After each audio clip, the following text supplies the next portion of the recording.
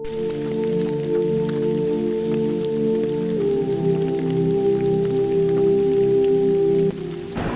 محترم بھائی اور دوستو، اللہ تعالیٰ ہم سے ایک سوال کرتا ہے، افحسبتم انما خلقناکم عبثا، تمہارا کیا خیال ہے ہم نے تمہیں بیکار پیدا کیا ہے، تمہاری زندگی کا کوئی مقصد نہیں ہے؟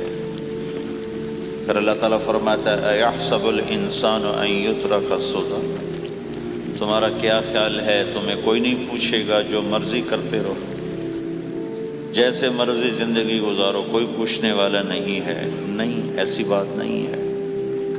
بلا ورسلنا لدیہم یکتبون، جو کر رہے ہو اللہ لکھوا رہا ہے۔ ما یلفظ من قول الا لدیہ رقیب عتید، جو زبان سے بولتے ہو وہ فوراً کیچ کیا جا رہا ہے۔ ان علیکم لحافظین، تمہارے اوپر فرشتے مقرر ہیں، کرامن کاتبین، ان کا کام ہے یعلمون ما تفعلون، میں جو کروں، جہاں کروں، جس وقت کروں، وہ اسے لکھتے جائیں۔ دو چپ لگا دی، ایک نیگیٹو ایک پازیٹیو۔ کوئی اچھا کام ہوگا تو ادھر والا لکھے گا، کوئی غلط ہوگا تو ادھر والا لکھے گا۔ اور پھر اللہ تعالیٰ کا اس کائنات پر قبضہ ہے، اور اس ساری کائنات کو اللہ نے اپنی طاقت سے بنایا، یہ جہان خود بخود نہیں بنا۔ ان ربکم اللہ، اس کا بنانے والا اللہ ہے۔ اللہ نے اپنا تعارف کرایا، میں کون ہوں؟ الذی خلق السماوات والارض، میں وہ اللہ ہوں جس نے زمین آسمان بنائے، فی ستۃ ایام، اس میں 6 دن لگائے، ثم استوی علی العرش، پھر عرش پر استوا کیا، یغشی اللیل النہار، میں وہ اللہ ہوں جو رات کو لاتا ہے، دن کو لاتا ہے، تو دن کو آگے چلاتا ہے، رات کو پیچھے لاتا ہے۔ یطلبہ حثیثا، ان میں یہ دوڑ چلتی رہتی ہے۔ الشمس والقمر والنجوم مسخرات بامرہ، سورج، چاند، ستارے، ہر شے اس اللہ تعالیٰ کے قبضہ قدرت میں ہے۔ تو ایک بہت بڑا طبقہ جو کہتا ہے کہ یہ سب کچھ خود بخود بن گیا ہے، تو اللہ تعالیٰ اس کو صاف کرتا ہے کہ خود بخود نہیں بنا، بلکہ اسے اللہ تعالیٰ نے بنایا۔ قل اَإِنَّكُمْ لَتَكْفُرُونَ بِالَّذِي خَلَقَ الْأَرْضَ فِي يَوْمَيْنِ وَتَجْعَلُونَ لَهُ أَنْدَادًا ذَلِكَ رَبُّ الْعَالَمِينَ، تم کس اللہ کا انکار کرتے ہو جس نے تمہارے لیے زمین کو 2 دن میں بنایا، اس کا خول، وَجَعَلَ فِيهَا رَوَاسِيَ مِنْ فَوْقِهَا وَقَدَّرَ فِيهَا أَقْوَاتَهَا فِي 4 أَيَّامٍ سَوَاءً لِلسَّائِلِينَ، پھر زمین کے اندر قیامت تک جتنے انسان آنے والے ہیں ان کی ضرورتوں کے خزانے بھر دیے، سٹور کر دیا، ہر چیز کو اللہ نے سٹور کر دیا۔ قیامت قائم ہوگی اور زمین کے خزانوں کا 1000واں حصہ بھی استعمال نہ ہوگا۔ اللہ اتنا نے غافر زمین کے اندر بھرا، اس میں اللہ نے 4 دن لگائے۔ ثم استوى الى السماء، پھر آسمان کی طرف استوا کیا، وہی دخان، آسمان ایک دھواں تھا، فقال لها، آسمانوں سے کہا، وللارض، زمینوں سے کہا، ایتیا، آؤ، طوعا او کرہن، جی چاہے یا نہ چاہے میرے آگے جھکو، قالتا، زمین آسمان بولے، اتینا طائعین، یا اللہ ہم مان گئے، فقضاہن 7 سماوات، پھر اللہ نے 7 آسمان بنائے، جیسے زمینیں بنائیں ایسے 7 آسمان بنائے، فی یومین، 2 دن اس میں لگائے، وَأَوْحَى فِي كُلِّ سَمَاءٍ أَمْرَهَا، ہر آسمان کو الگ الگ حکم دیا اور اپنے حکم کے ساتھ باندھا، پکڑا۔ يُمْسِكُ السَّمَاوَاتِ وَالْأَرْضَ أَن تَزُولَا، زمین آسمان کو اللہ نے روکا ہوا ہے، اگر اللہ یوں چھوڑ دے تو ساری کائنات آپس میں ٹکرا جائے، ساری کائنات۔ یہ الشمس تجری لمستقر لها ذلك تقدیر العزیز العلیم، سورج 6 لاکھ مائل فی گھنٹہ کی رفتار سے دوڑ رہا ہے، اور زمین سے 12 لاکھ گنا بڑا ہے، اور اس میں ٹیمپریچر 2.5 کروڑ سینٹی گریڈ تک اس کا ٹیمپریچر چلتا ہے، اور یہ کوئی ٹھوس چیز نہیں، گیسز ہیں، اور ہر سیکنڈ میں اس میں ہیلیم گیس پھٹتی ہے اور وہ ہائیڈروجن میں تبدیل ہوتی ہے۔ 1 سیکنڈ میں جب وہ دھماکہ ہوتا ہے تو 50 کروڑ ایٹم بم کے پھٹنے کے برابر انرجی پیدا ہوتی ہے۔ تو اس کے اندر اتنے دھماکے ہو رہے ہیں، پھر وہ ایک گیسز ہیں اور پھر اس کے سامنے سڑک کوئی نہیں، اس کا لیور کوئی نہیں، اس کا ڈرائیور کوئی نہیں ہے، اور اس کی رفتار 6 لاکھ مائل فی گھنٹہ ہے۔ اللہ کہتا ہے میں سیدھا چلا رہا ہوں، کوئی اس کو چلا سکتا؟ اتنی تیز رفتار۔ والقمر قدرناہ منازل، چاند کو اس کے ساتھ چلایا، اس کو گھٹایا بڑھایا، حتی عاد کالعرجون القدیم، ایک ٹیڑھی لکڑی کی طرح ہوا۔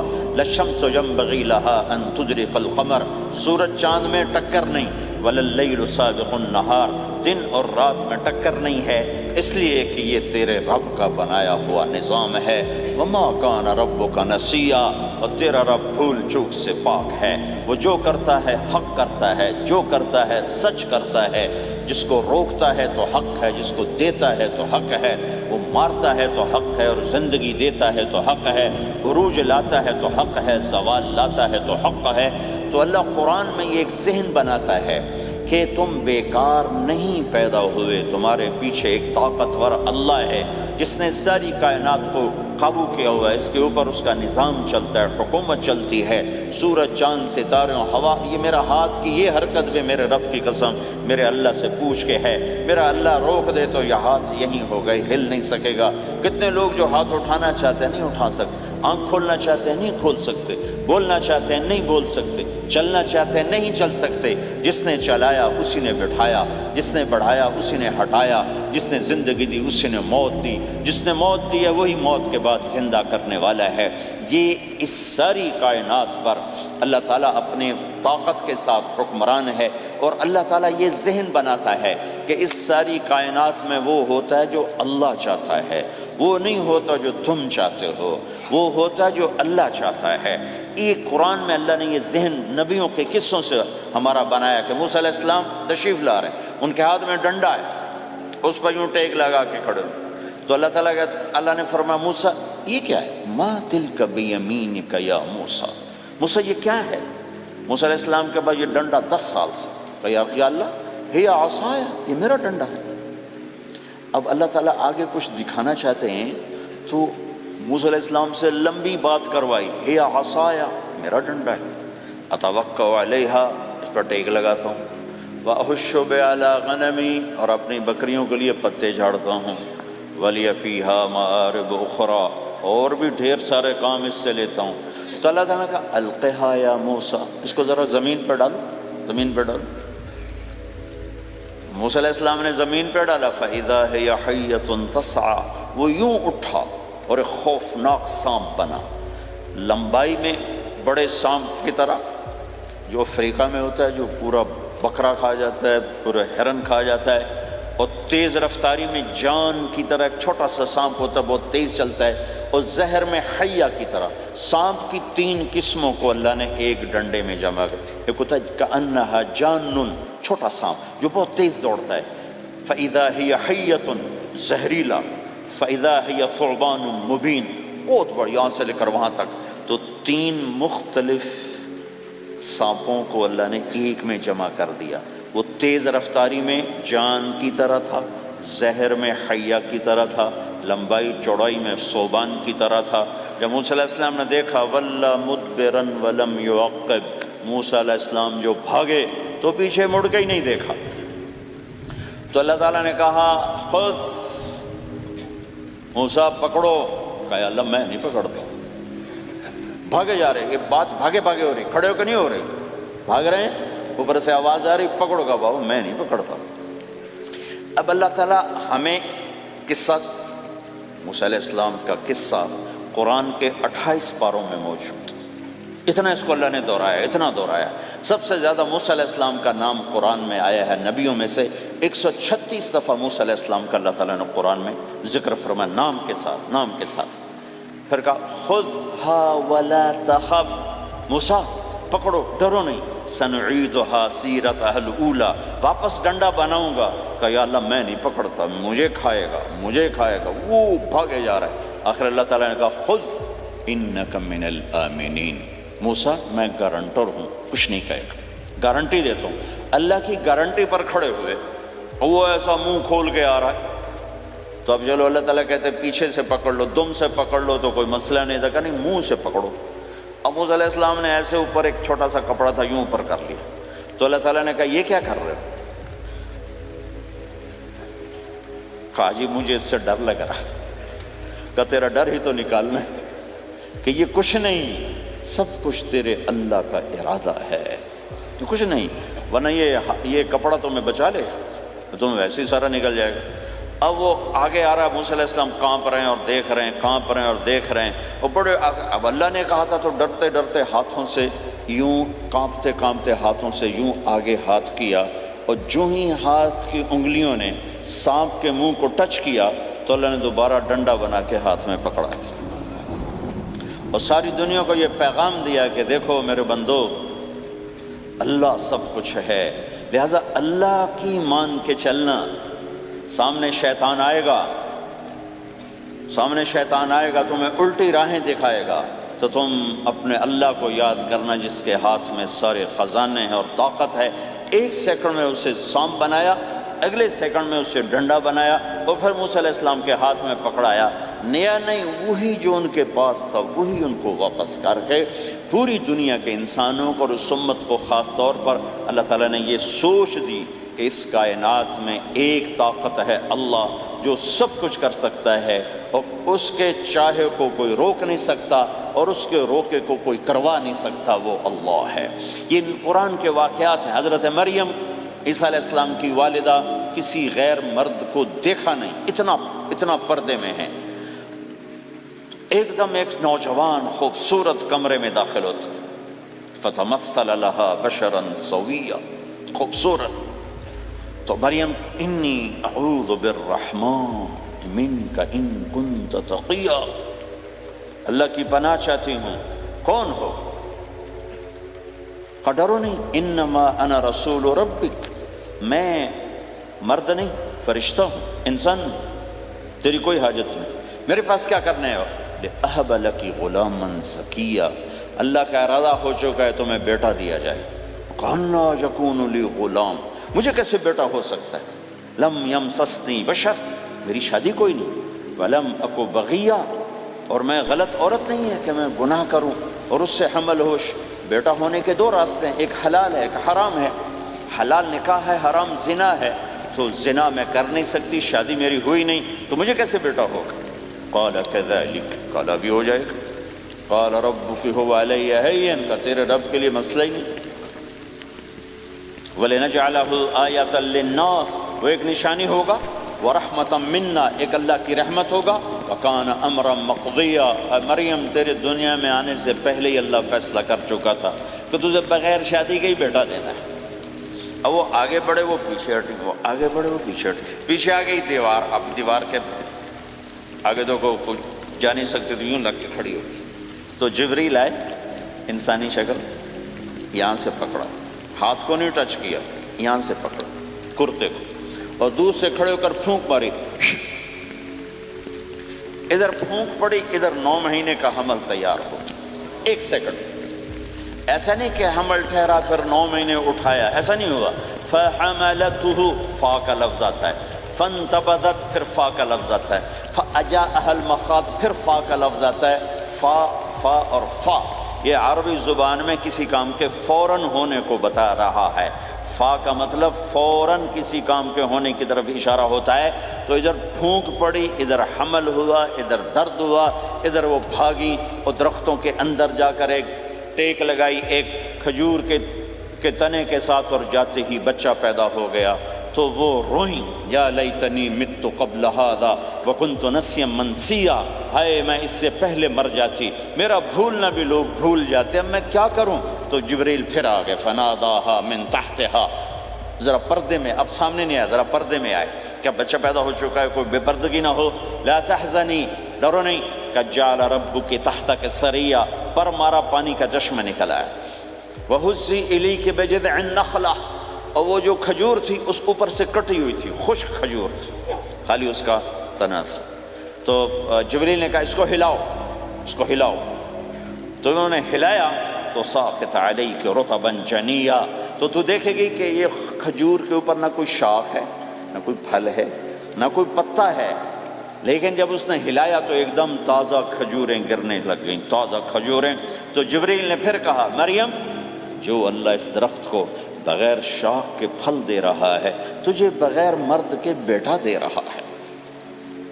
کلی وشربی وقرری عینا، کھا پی صاف صوف ہو اور سکون پکڑ، سکون میں آ جا، اور جا بعض شہر کی طرف جا، لوگ آئیں گے کہیں گے تو نے یہ کیا کیا، تو تم نے کہنا ہے انی نذرت للرحمن صوما فلن اکلم اليوم انسیا، بھائی میرا تو روزہ ہے، میں نہیں بول سکتی، اس سے بات کرو، بچے سے بات کرو۔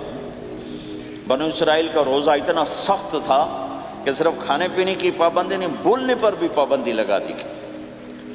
وہ سچ بھی بولیں تو ان کا روزہ ٹوٹ جاتا تھا، یہ امت جھوٹ بھی بولے تو روزہ نہیں ٹوٹتا،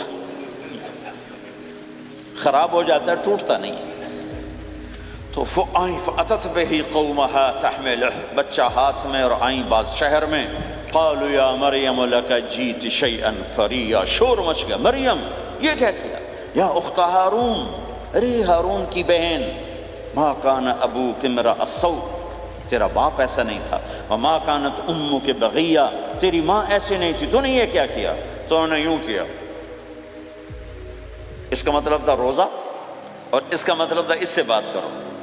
فاشارت الیہ قالوا کیف نکلم من کان فی المہد صبیا، کہنے لگے مریم تو اتنی بے وقوف ہے کہ تجھے اپنے گناہ چھپانے کا طریقہ بھی نہیں آیا، تو کہتی میرا نکاح ہو گیا ہے، تو کہتی زکریہ علیہ السلام نے چپکے سے میری شادی کر دی ہے، تو اپنا گناہ چھپانے کے لیے کہتی بچے سے بات کرو۔ کبھی بچہ بھی بولا، اب شور مچا ہوا ہے کہ ایک دم یہ آدھے پونے گھنٹے کا بچہ، اس کی آواز بلند ہوئی اور اس لاؤڈ سپیکر سے اوپر چلی گئی، پورے شہر گونج اٹھا، قال انی عبد اللہ، لوگو سنو میں اللہ کا بندہ ہوں، آتانی الکتاب، مجھے اللہ نے کتاب دی، وجعلنی نبیا، مجھے اللہ نے نبی بنایا، وجعلنی مبارکا، مجھے اللہ نے برکت والا بنایا، اینما کنت، میں جہاں بھی ہوں گا، واوصانی بالصلاۃ والزکاۃ ما دمت حیا، اور میرے رب نے مجھے کہا نماز پڑھنی ہے، زکوٰۃ دینی ہے، وبرم بوالدتی، اور میرے رب نے مجھے کہا ہے کہ میں اپنی ماں کی خدمت کروں، فرما بردار بنوں، ولم یجعلنی جبارا شقیا، والسلام علی یوم اموت ویوم ابعث، والسلام علی یوم ولدت ویوم اموت ویوم ابعث حیا، میرے اللہ کی میرے اوپر سلامتی ہے جب پیدا ہوا، جب مروں گا، جب اٹھائے جاؤں گا۔ ذالک عیسی ابن مریم قول الحق الذی فیہ یمترون، یہ ہے مریم کا بیٹا عیسیٰ علیہ السلام، یہ اللہ کا بیٹا نہیں ہے، یہ مریم کا بیٹا ہے۔ اللہ تعالیٰ نے پورے قرآن میں کسی عورت کا نام نہیں لیا، عورت کو ایسا پردے کی چیز اللہ تعالیٰ نے بنایا ہے کہ اتنی عورتوں کا ذکر قرآن میں کیا، کسی کا نام نہیں ذکر کیا سوائے حضرت مریم کے نام، باقی سب کو امرات العزیز، امرات فرعون، امرات نوح، امرات کے ساتھ گورنر کی بیوی، فرعون کی بیوی، نوح کی بیوی، لوط کی بیوی، اللہ نام بھی لے سکتا تھا، مصر کے گورنر کی بیوی تو لفظ زلیخا بھی کہہ دیتا، زلیخا نہیں کہا، فرعون کی بیوی اللہ آسیہ کہہ دیتا، آسیہ نہیں کہا، صرف ایک عورت کا نام آیا ہے، وہ ہے حضرت مریم علیہ السلام۔ حضرت مریم کا نام اللہ نے اس لیے واضح کیا کہ ایک بہت بڑے طبقے نے اللہ پہ الزام لگایا کہ عیسیٰ علیہ السلام اللہ کا بیٹا ہے، تو اللہ تعالیٰ نے کہا نہیں، اللہ کا نہیں، مریم کا بیٹا ہے، اللہ کا نہیں، مریم کا بیٹا ہے۔ متخذ صاحبۃ ولا ولدا، نہ میری کوئی بیوی ہے نہ بچہ ہے، لم یکن لہ شریک فی الملک، نہ کہ اس کا شریک ہے، ولم یکن لہ ولی من الذل، نہ کہ اس کا مددگار ہے، فکبرہ تکبیرا، اس ایک اللہ کی کبریائی بڑائی کے گن گا، گیت گا، دل میں بٹھا، دل میں بٹھا، دل میں بٹھا، تاکہ سارا وجود اس کے آگے ڈھلتا جائے، چلتا جائے۔ یہ واقعات یہ ذہن بناتے ہیں کہ اس کائنات میں وہ ہوتا ہے جو اللہ چاہتا ہے، وہ ہوگا جو اللہ چاہے گا، وہ ہوا جو اللہ نے چاہا۔ ساری دنیا کے انسان جو چاہتے ہیں اللہ کے بغیر نہیں کر سکتے، اللہ جو چاہتا ہے ہم سب کے بغیر کر دیتا ہے۔ یہ ذہن بنا کر پھر اللہ اس بات پہ لاتا ہے جب سب کچھ تیرے اللہ کے ہاتھ میں ہے تو اللہ کی مان کے چل، کہ یہ تیرے پاس تھوڑی سی زندگی ہے، جیسے اللہ نے اس کائنات کو بنایا ہے ایسے ہی اس کائنات کو توڑنے والا ہے۔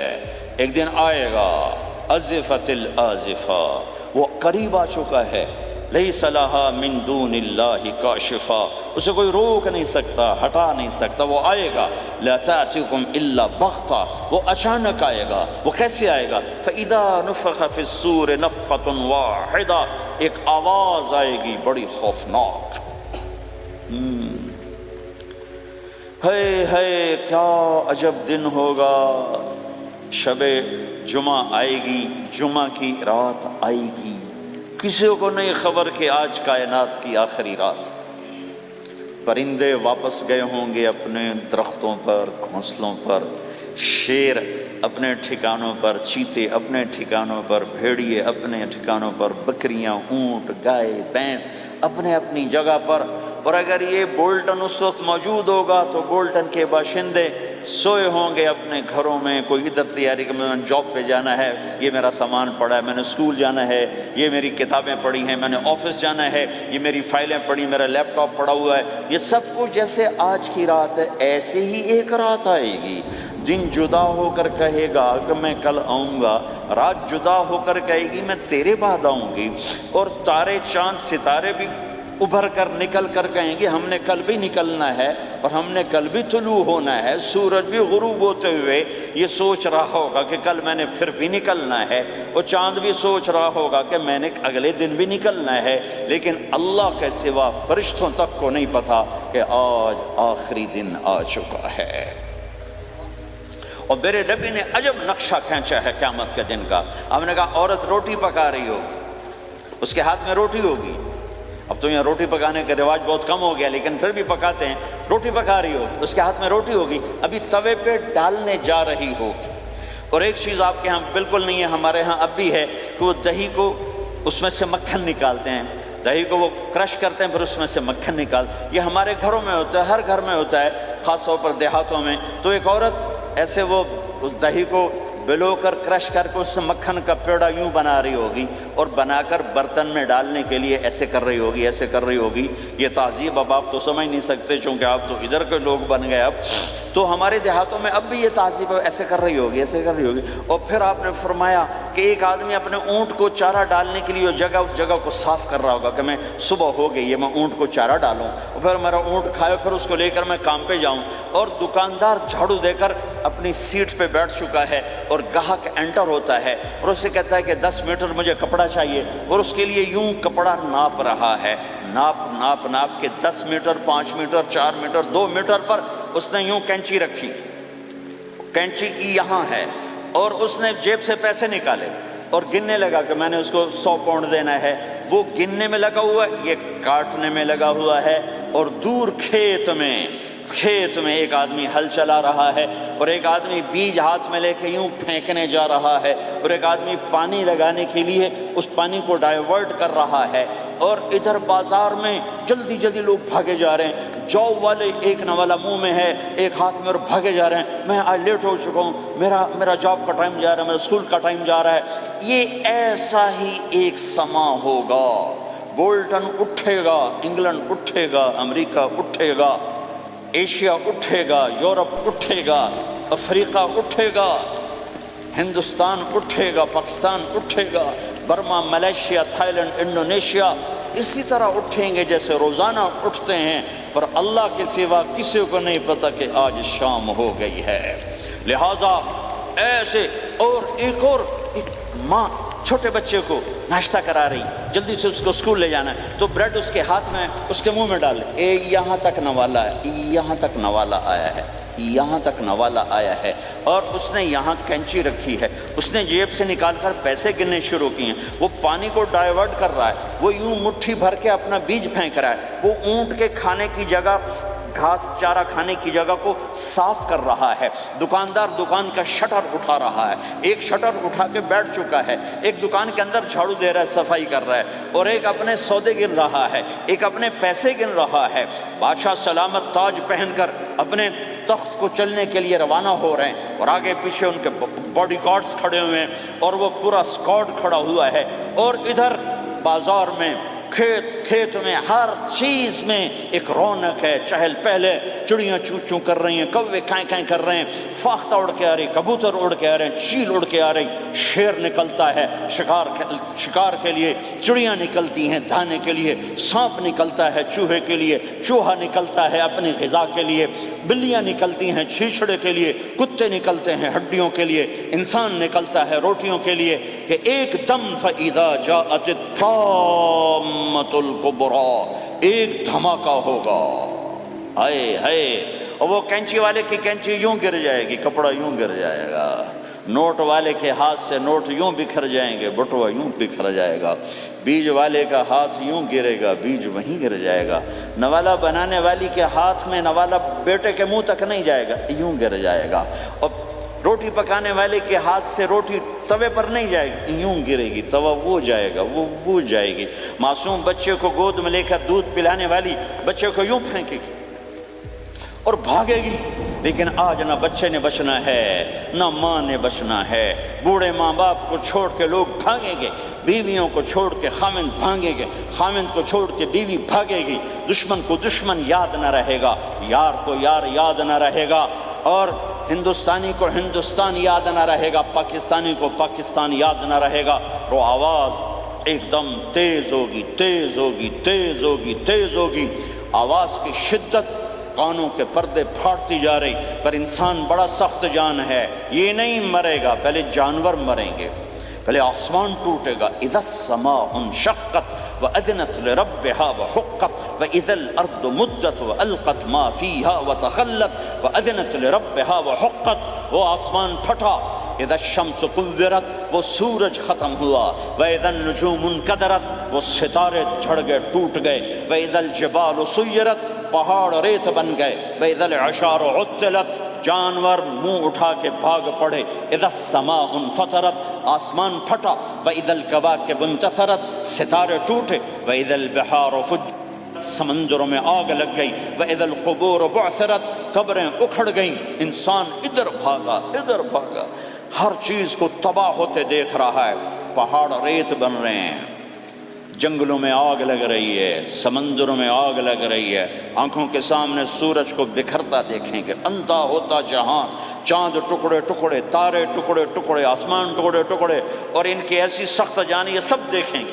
ان سارے مناظر کے بعد پھر میرے اللہ کی ایک خوفناک اسرافیل کی آواز آئی، اور سب، آج کوئی رونے والا نہیں ہے، آج کوئی کفن دینے والا نہیں ہے، آج کوئی قبر میں ڈالنے والا نہیں ہے، آج کوئی کندھا دینے والا نہیں ہے، آج سب کی اکٹھی موت ہے، آج سب ختم ہیں۔ پھر میرا رب پہلے آسمان کے فرشتوں کو موت دے گا، پھر دوسروں کو، پھر تیسرا آسمان، پھر چوتھا آسمان، پھر پانچواں آسمان، پھر چھٹا آسمان، پھر ساتواں آسمان، پھر اللہ تعالیٰ عرش کے فرشتوں کو موت دے گا، پھر اللہ تعالیٰ فرمائے گا جبریل میکائیل مر جائیں، تو اللہ تعالیٰ کا عرش سفارش کرے گا، یا اللہ جبریل میکائیل تو نہ مریں، ان کو تو بچا لے، تو اللہ تعالیٰ فرمائیں گے اسکت فقط کتبت الموت علی من کان تحت عرشی، خاموش رہو، میرے عرش کے نیچے سب نے مرنا ہے۔ جبریل مر جائے گا، میکائیل مر جائے گا، پھر اللہ پوچھے گا کون باقی ہے، تو وہ کہے گا یا اللہ اسرافیل جو پھونک رہا ہے وہ باقی ہے اور میں باقی ہوں۔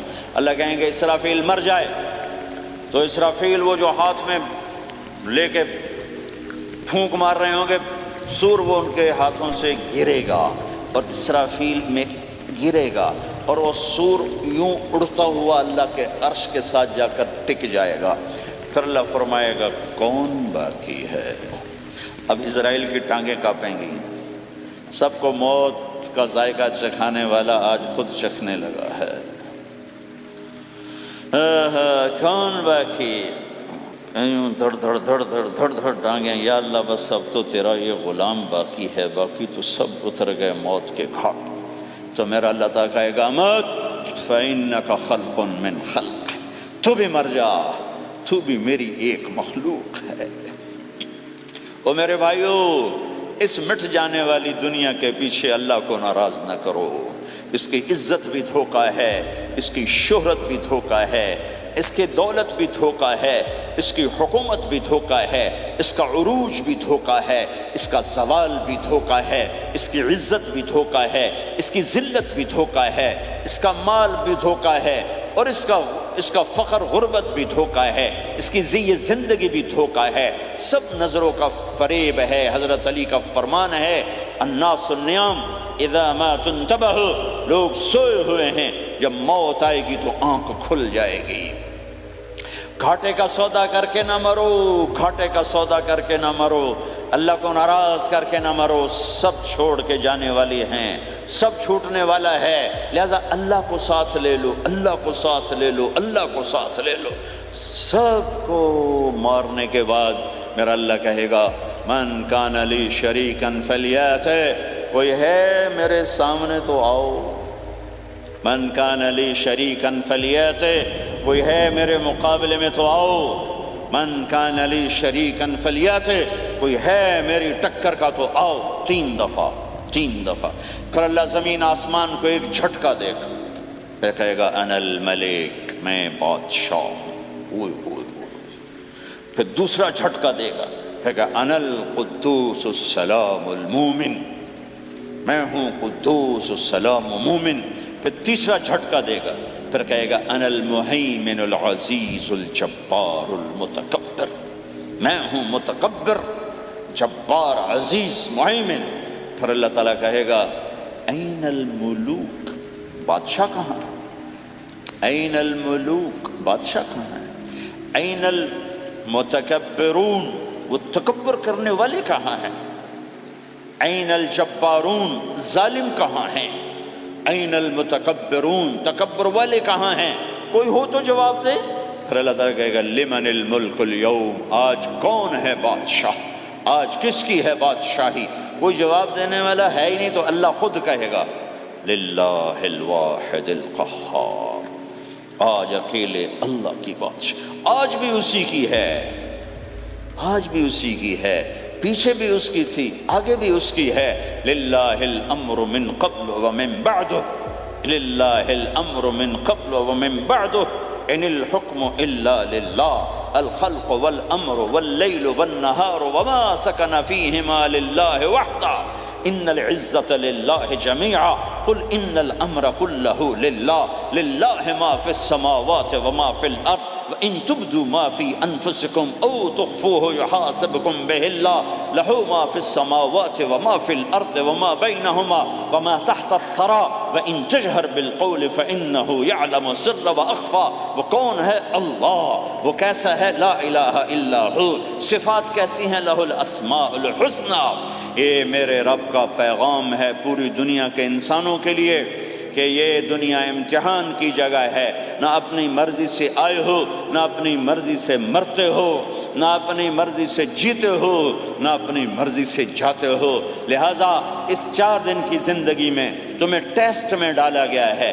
اللہ کو راضی کرتے ہو، شیطان کو راضی کرتے ہو، اللہ کو مناتے ہو، شیطان کے پیچھے چلتے ہو، اللہ کو مناتے ہو، اپنی طبیعت اور اپنی طبیعت کے غلام بنتے ہو۔ یہ میرا اور آپ کا امتحان ہے۔ لا الہ الا اللہ میں ایگریمنٹ ہے، یا اللہ تیری مان کے چلیں۔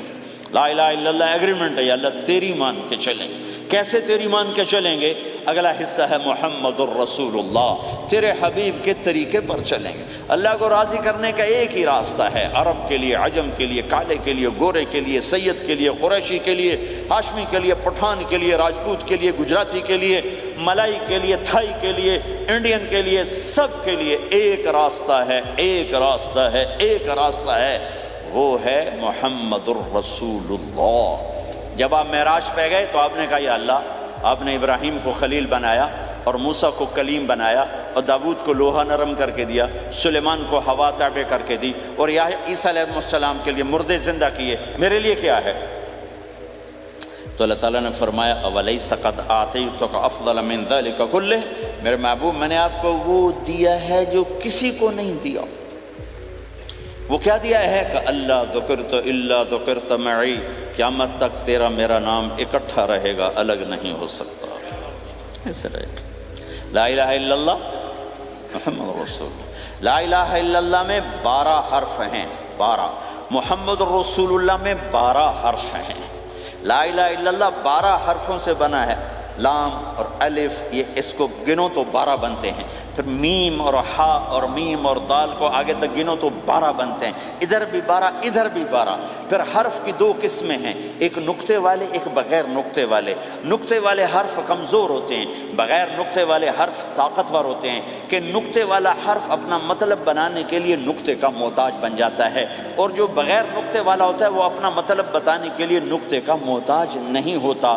جیم کمزور ہے، ہا طاقتور ہے، ہا کو اپنا مطلب بتانے کے لیے نقطے کی ضرورت نہیں، جیم کو خا کو اپنا مطلب بتانے کے لیے نقطے کی ضرورت ہے۔ سین طاقتور ہے، شین کمزور ہے، کہ شین کو اپنا مطلب بتانے کے لیے 3 نقطوں کی ضرورت ہے، سین کو اپنا مطلب بتانے کے لیے کسی نقطے کی ضرورت نہیں ہے۔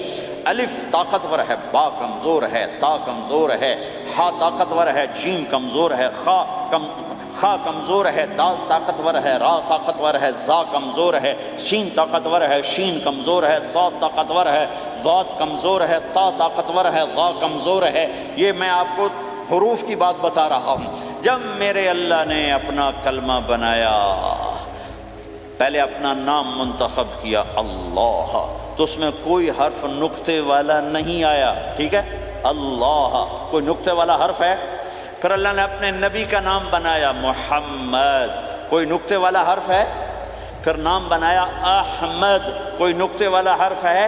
پھر جب کلمہ بنایا تو کلمہ ان حرفوں سے بنایا جس میں کوئی نقطے والا حرف نہیں ہے، لا الہ الا اللہ محمد الرسول اللہ۔ سارے خزانے اللہ کے ہاتھ میں، ساری عزتیں بلندیاں اللہ کے ہاتھ میں، جانے کا راستہ محمد الرسول اللہ، پہنچنے کا راستہ محمد الرسول اللہ، لینے کا راستہ محمد الرسول اللہ، جہنم سے بچنے کا راستہ محمد الرسول اللہ، جنت میں جانے کا راستہ محمد الرسول اللہ، دنیا کی برکتیں عزتیں سمیٹنے کا راستہ محمد الرسول اللہ، ذلتوں پستیوں سے بچنے کا راستہ محمد الرسول اللہ۔ میرے حبیب جنت کے لیے چابی ہیں، جہنم کے لیے تالا ہیں، عزت کے لیے چابی ہیں، ذلتوں کے لیے تالا ہیں، محبتوں کے لیے چابی ہیں، نفرتوں کے لیے تالا ہیں، اللہ کی رضا کے لیے وہ چابی ہیں، اور اللہ کی ناراضگی کا وہ تالا ہیں۔ جو محمدی بن گیا، جو محمد مصطفیٰ صلی اللہ تعالی وسلم کی سیرت میں ظاہر میں باطن میں ڈل گیا، اللہ کا محبوب بن گیا، اللہ نے اپنا بنا لیا۔ ابو لہب قریشی ہاشمی سید، اور اللہ نے کہا تبت یدا ابی لہب وتب، ابو لہب برباد ہو گیا۔ بلال حبشی کا بیٹا، غلام کا بیٹا، کالے کا بیٹا، لیکن میرے نبی نے فرمایا جب میں جنت میں جاؤں گا تو میری سواری کی رسی بلال کے ہاتھ میں ہوگی، جو میرے میں ساتھ چلے گا، میرے ساتھ چلے گا، اور اس دن تم بلال کی شان دیکھنا، سید قریشی سب دیکھتے رہ جائیں گے، اور ایک غلام سب سے بازی لے جائے گا کہ جب سورے جنتی جنت کے دروازوں پر کٹھے ہوں گے تو ایسے جنت کے 8 گیٹ ہیں، وہ سارے بند ہوں گے، سب بند ہوں گے، تو کہیں گے اندر کیسے جائیں؟ تو کہیں گے چلو آدم علیہ السلام سے بات کرتے ہیں، آدم علیہ السلام سے عرض کریں گے جناب ابا جان دادا جان دروازہ تو کھلوائیں، وہ کہیں گے بچوں میں نے تمہیں نکالا تھا، میں ڈال نہیں سکتی، جاؤ بھائی کسی اور سے بات کر۔ اب آئیں گے نوح علیہ السلام، بابا میں نہیں کر سکتا، ابراہیم علیہ السلام بابا میں نہیں کر سکتا، اسماعیل، اسحاق، یعقوب، یوسف، موسیٰ، یوشع، دانیال، الیاس، داؤد، یحییٰ، زکریا، سلیمان، بھائی ہمارے بس کا نہیں، بھائی ہمارے بس کا نہیں، بھائی ہمارے بس کا نہیں۔ سب سے آخر میں آئیں گے عیسیٰ علیہ السلام کے پاس، اگر اللہ چاہتا تو سیدھا ہمارے نبی کے پاس پہنچا دیتا، لیکن اللہ اپنے نبی کی شان دکھانا چاہتا ہے کہ میرا نبی کتنی شان والا ہے، کتنی عزت والا ہے، جس کی سنت کو تم پھینک دیتے ہو سنت کی کوئی بات نہیں۔ 1 پاؤنڈ پھینکتے ہو کہ 1 پاؤنڈ گر گیا کوئی بات نہیں، کہ 1 پاؤنڈ کو بھی ڈھونڈتے پھرتے ہو، سنت کوئی بات نہیں، پاؤنڈ نہیں۔ ہمارا پاکستانی 172 سے ضرب لائے گا، ہندوستانی 100 سے ضرب لگائے گا، پتہ نہیں کیا کیا کرے گا، ہیں تو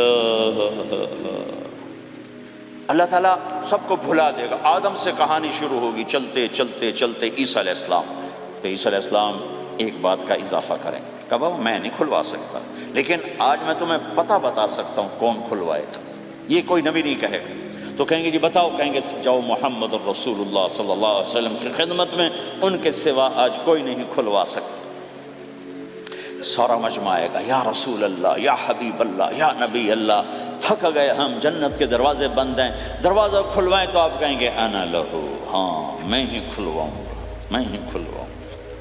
پھر آپ نے فرمایا میں سب کے سامنے سجدہ کروں گا اللہ تعالیٰ کو، پھر اللہ تعالیٰ اپنی تعریف کا مجھے الہام کرے، میں اللہ کی تعریف کروں گا، جو ابھی مجھے بھی نہیں پتا کیا تعریف کروں گا، اس وقت اللہ تعالیٰ مجھے عطا کرے گا۔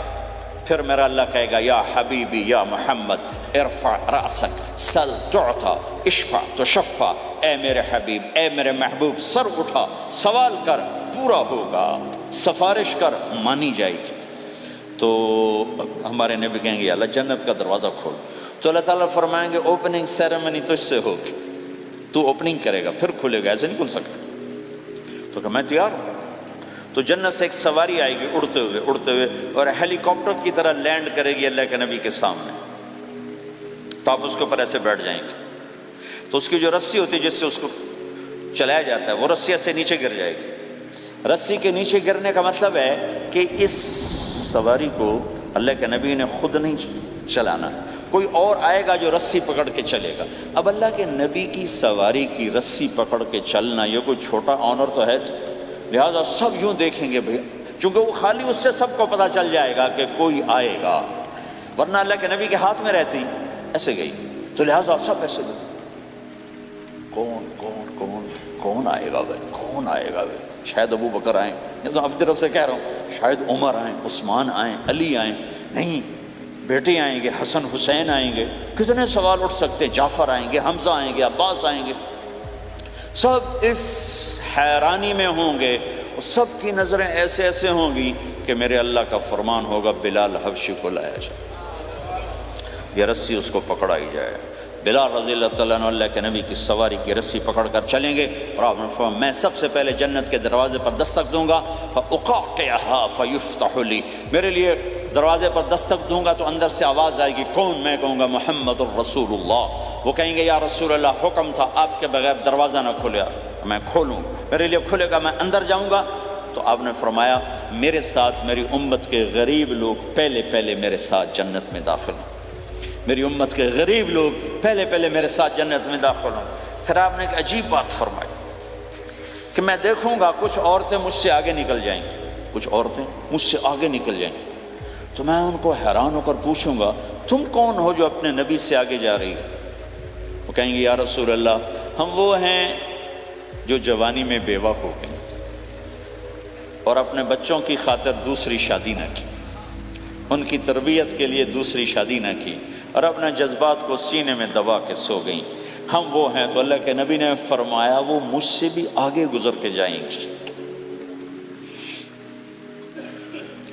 ہمارے معاشرے میں کوئی بچی بیوہ ہو جائے، طلاق ہو جائے تو وہ ایک بوجھ بن جاتی، بوجھ بن جاتی۔ تو میرے نبی نے فرمایا تمہیں وہ صدقہ بتاؤں جس سے بڑھ کر کوئی صدقہ ہی نہیں ہے؟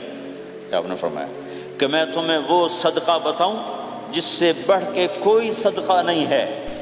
تو انہوں نے کہا جی وہ کیا؟ قال الابنۃ المردودہ، جس کی بیٹی کو طلاق ہو گئی یا جوانی میں بیوہ ہو گئی اور لوٹ کے ماں باپ کے پاس آ گئی، اس پہ خرچ کرنا سب سے بڑا صدقہ۔ چونکہ ماں باپ بھی تنگ پڑ جاتے ہیں اور بھائی تو پہلے ہی کہتے ہیں کہاں مصیبت سر پہ آ پڑی ہے، تو میرے نبی نے اس کو کور کرنے کے لیے، کیونکہ زندگی تو حادثات کا نام ہے، ہوتے رہتے ہیں، تو میرے نبی نے فرمایا سب سے اعلیٰ درجے کا صدقہ ہے اس بچی پہ خرچ کرنا جو طلاق ہو کے گھر واپس آ جائے یا بیوہ ہو کے گھر واپس آ جائے، اس پہ خرچ کرنا سب سے اعلیٰ درجے کا خرچ ہے۔ تو ان کی یہ قربانی کہ وہ اللہ کے نبی نے فرمایا مجھ سے بھی آگے جا رہی ہوں۔ آپ نے فرمایا جنت کی چابی میرے ہاتھ میں ہے، اللہ کا جھنڈا میرے ہاتھ میں ہے، کوئی نبی جنت میں جا نہیں سکتا جب تک میرا قدم نہ پڑ جائے، اور کوئی امت جنت میں جا نہیں سکتی جب تک میری امت نہ چلی جائے۔ تو بھائیو اللہ کے خزانوں تک پہنچنے کا راستہ ہے محمد الرسول اللہ، اور چونکہ قیامت تک آپ نے نمونہ بندہ تھا تو اللہ نے اپنے نبی کی زندگی کی ہر شے محفوظ کر دی۔ کوئی چیز چھپی نہیں ہے۔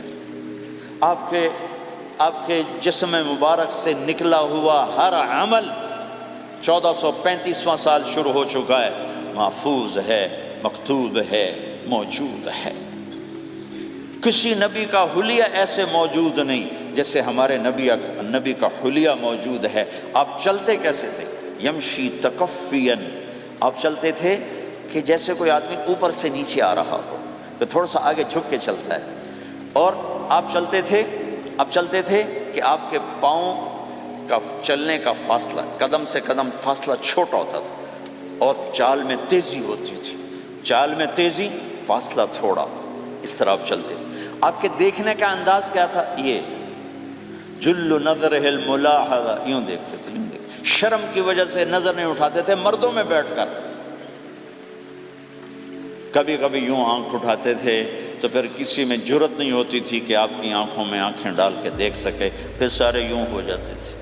صرف 2 آدمی آپ کو دیکھ سکتے تھے اس وقت، جب آپ کی نظر اوپر ہوتی تھی تو 2 آدمی آپ کو دیکھ سکتے تھے، ایک ابو بکر اور ایک عمر، بس۔ آپ مسجد میں داخل ہوئے، آپ کے ادھر ابو بکر تھے، ادھر عمر تھے، سامنے مجمع تھا، آپ نے یوں ابو بکر کو پکڑا، یوں عمر کو پکڑا، یوں ان کے دونوں کے ہاتھ پکڑ کر، مجھے دیکھ رہے ہو؟ ہاکذا نحشر یوم القیامہ، قیامت کے دن ہم تینوں یوں اٹھائے جائیں گے کہ میرے دائیں طرف ابو بکر ہوگا اور میرے بائیں طرف عمر ہوگا، اور ہم تینوں یوں اپنی قبروں سے نکلیں گے۔ زندگی کی ہر شے کیوں باقی ہے؟ یہ تو میں ادائیں چھوڑو، میرے نبی کی 9 بکریاں تھیں، 1 بکرا تھا، لبے ان کے نام اگر نہ ہوں تو کوئی ہماری شریعت میں فرق پڑتا ہے؟ لیکن میرے نبی کی بکریوں کے نام بھی ہم تک پہنچیں۔ ایک کا نام تھا عجوہ، ایک کا نام تھا سقیہ، ایک کا نام تھا برکہ، ایک کا نام تھا ورثہ، ایک کا نام تھا زمزم، ایک کا نام تھا اطلال، ایک کا نام تھا اطراف، ایک کا نام تھا قمرا، غیثاء، یہ میرے نبی کی بکریوں کے نام ہیں۔ اور بکرا تھا، اس کا نام تھا یم، عجوہ، سقیہ، زمزم، برکہ، ورثہ، اطلال، اطراف، غیثاء، قمراء۔ اور اس میں آپ کی بکری قمراء آپ کی زندگی میں مر گئی تھی، اتنی ڈیٹیل بھی موجود ہے۔ آپ کے 2 گدھے تھے، ایک کا نام تھا عفیر، ایک کا نام تھا یعفور۔ جس دن آپ کا انتقال ہوا، یعفور پورے مدینے کی گلیوں میں روتا پھر رہا تھا، وہ چیختا پھر رہا تھا، یہاں تک کہ کنویں میں چھلانگ لگائی اور مر گیا۔ آپ کی 4 اونٹنیاں تھیں، عصبہ، شہبہ، جدعا، قصوا۔ اس میں جو آپ کی اونٹنی عصبہ تھی، ادھر آپ کا انتقال ہوا اور ادھر اس نے بیٹھے بیٹھے رونا شروع کر دیا، اور چارہ بھی چھوڑ دیا، پانی بھی چھوڑ دیا، اور بیٹھے بیٹھے بھوکی پیاسی مر گئی۔ چارہ نہیں کھایا، پانی نہیں پیا۔ آپ کے 2 خچر تھے، ایک کا نام تھا دلدل، ایک کا نام تھا فضہ۔ آپ کے 2 اونٹ تھے، ایک کا نام تھا عسکر، ایک کا نام تھا ثعلب۔ گھوڑے آپ نے بہت رکھے، آئے گئے، ورت، یعصوب، یعقوب، مرتجل، لزاز، طراز، ثقب، سبحہ، ورت، یہ سجل، یہ میرے نبی کے خوبصورت عالی شان گھوڑے ہیں۔ گھوڑوں کے نام بھی ہم تک آئے ہوئے ہیں۔ میرے نبی کا نسب اگر ہمیں نہ معلوم ہو تو ہماری شریعت میں کیا فرق پڑتا ہے؟ لیکن آدم علیہ السلام تک اللہ تعالیٰ نے اپنے حبیب کا نسب پیڑھی کو سلامت رکھا ہوا ہے۔ محمد بن عبداللہ بن عبد المطلب بن ہاشم بن عبد مناف بن قصی بن کلاب بن مرہ بن کعب بن لوی بن غالب بن فہر بن مالک بن نضر بن کنانہ بن خزیمہ بن مدرکہ بن الیاس بن مدر بن نزار بن معد بن عدنان بن اود بن حمیصہ بن سلامان بن عوز بن بوز بن قموال بن ابی بن عوام بن ناشد بن حزا بن بلداس بن یدلاف بن طابخ بن جاحم بن ناحش بن ماخی بن عیفی بن عبقر بن عبید بن الدعاء بن حمدان بن سنبر بن یثربی بن یحزن بن یلحن بن ارعوا بن عید بن زیشان بن عیسر بن اقناد بن ایہام بن مقصر بن ناحد بن زارع بن سمی بن مزی بن عوض بن عرام بن قیدار بن اسماعیل بن ابراہیم بن آدر بن ناحور بن سروج بن رعو بن فائج بن عابر بن ارفخشاد بن سام بن نوح بن لامک بن متوشال بن ادریس بن یرد بن ملہلیل بن قینان بن آنوش بن شیسر بن آدم علیہ السلام۔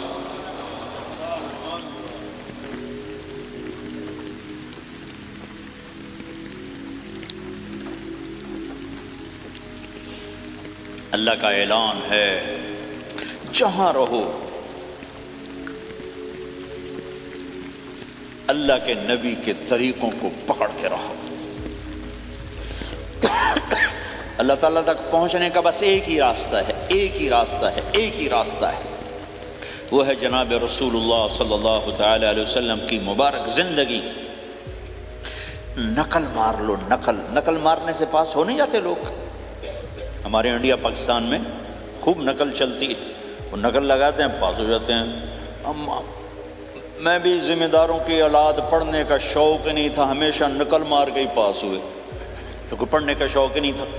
ماں باپ نے ڈنڈا چڑھا دیا کہ ڈاکٹر بنانا ہے، ڈاکٹر بنانا ہے، ڈاکٹر بنانا۔ مجھے کبھی زندگی بھر شوق نہیں ہوا کہ میں نے ڈاکٹر بننا۔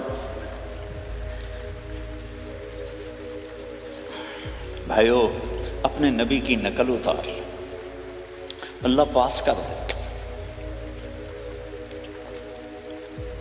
اس نے ایک چنا ہے جس کو حبیب بنایا ہے، 10,000 سال کا پروسیس ہوا اور اس میں سے محمد مصطفیٰ صلی اللہ علیہ وسلم کی ہستی کو وجود ملا۔ آپ کو آنے میں اتنا زمانہ چاہیے تھا کہ اعلیٰ سے اعلیٰ چیز کے بننے میں دیر لگتی ہے، تو کائنات 10,000 سال گھومی اور تب جا کر میرے حبیب مصطفیٰ صلی اللہ تعالی علیہ وسلم کو اللہ تعالیٰ نے وجود بخشا۔ سب سے عالی نسب، سب سے عالی خاندان، سب سے عالی صفات۔ اب اللہ کے خزانوں سے لینے کا راستہ پاؤنڈ نہیں، ڈالر نہیں ہے، تجارت نہیں ہے۔ اللہ سے لینے کا راستہ میرے نبی کا طریقہ ہے، تجارت میں ہو، زراعت میں ہو، جاب میں ہو، کھیتی باڑی میں ہو۔ میرے نبی کا طریقہ ایک مسجد کا ہے، نماز، 5 وقت کی نماز، یہ میرے نبی کی آنکھوں کی ٹھنڈک ہے۔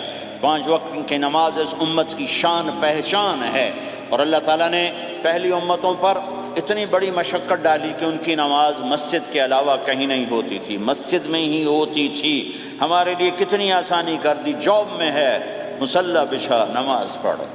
چلو مصلی بھی کوئی نہیں، زمین دیکھ، اس پر کوئی گندگی تو کوئی نہیں ہے، بس زمین بھی تیرے لیے پاک ہے، چل نماز پڑھ۔ اور آسانی کر دی، پانی کوئی نہیں ہے، کوئی بات نہیں، مٹی میں ہاتھ مار، منہ پہ مل، پھر ایک ہاتھ مار، یوں کر، چل نماز پڑھ، میں تیری قبول کروں گا۔ یہ کسی امت کے ساتھ یہ نہیں ہوا، انہیں وضو ہی کرنا تھا چاہے پانی 50 میل پر موجود ہو۔ اور ہمارے لیے پانی کوئی نہیں ہے، چلو تیمم، مٹی میں ہاتھ ہمارا یوں کیا، پھر ہاتھ ہمارا ایک یوں کیا، ایک یوں کیا، چل بھائی اللہ اکبر، قبول۔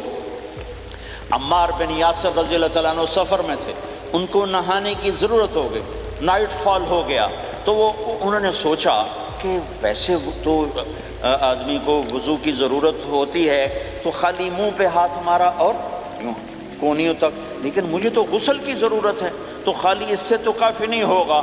تو انہوں نے کپڑے اتارے، اکیلے تھے، ریت کے اوپر کبھی یوں لیٹے، کبھی یوں لیٹے، کبھی یوں لیٹے، 3-4 دفعہ یوں اور یوں رول ہوتے ہوتے پھر انہوں نے نماز پڑھی۔ آئے اللہ کے نبی کی بارگاہ میں، یا رسول اللہ مجھے رات کو نہانے کی ضرورت پڑ گئی، تو میں نے کہا وضو کے لیے تو خالی یہ 2 دفعہ کرنا کافی ہے، تو یہ تو نہانا تھا، تو میں تو ریت میں خوب رول ہوتا رہا۔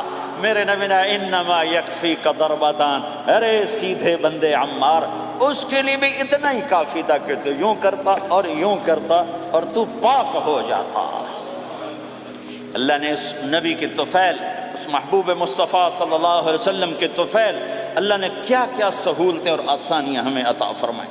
پھر نماز 4 کی 2 رکعت کر دی کہ بھئی تم مسافر ہو 2 پڑھو، روزے میں سفر میں روزہ معاف کر دیا، بعد میں رکھ لینا، بعد میں رکھ لینا، قضا کرنے کا حکم، بالکل چھوڑنے کا نہیں۔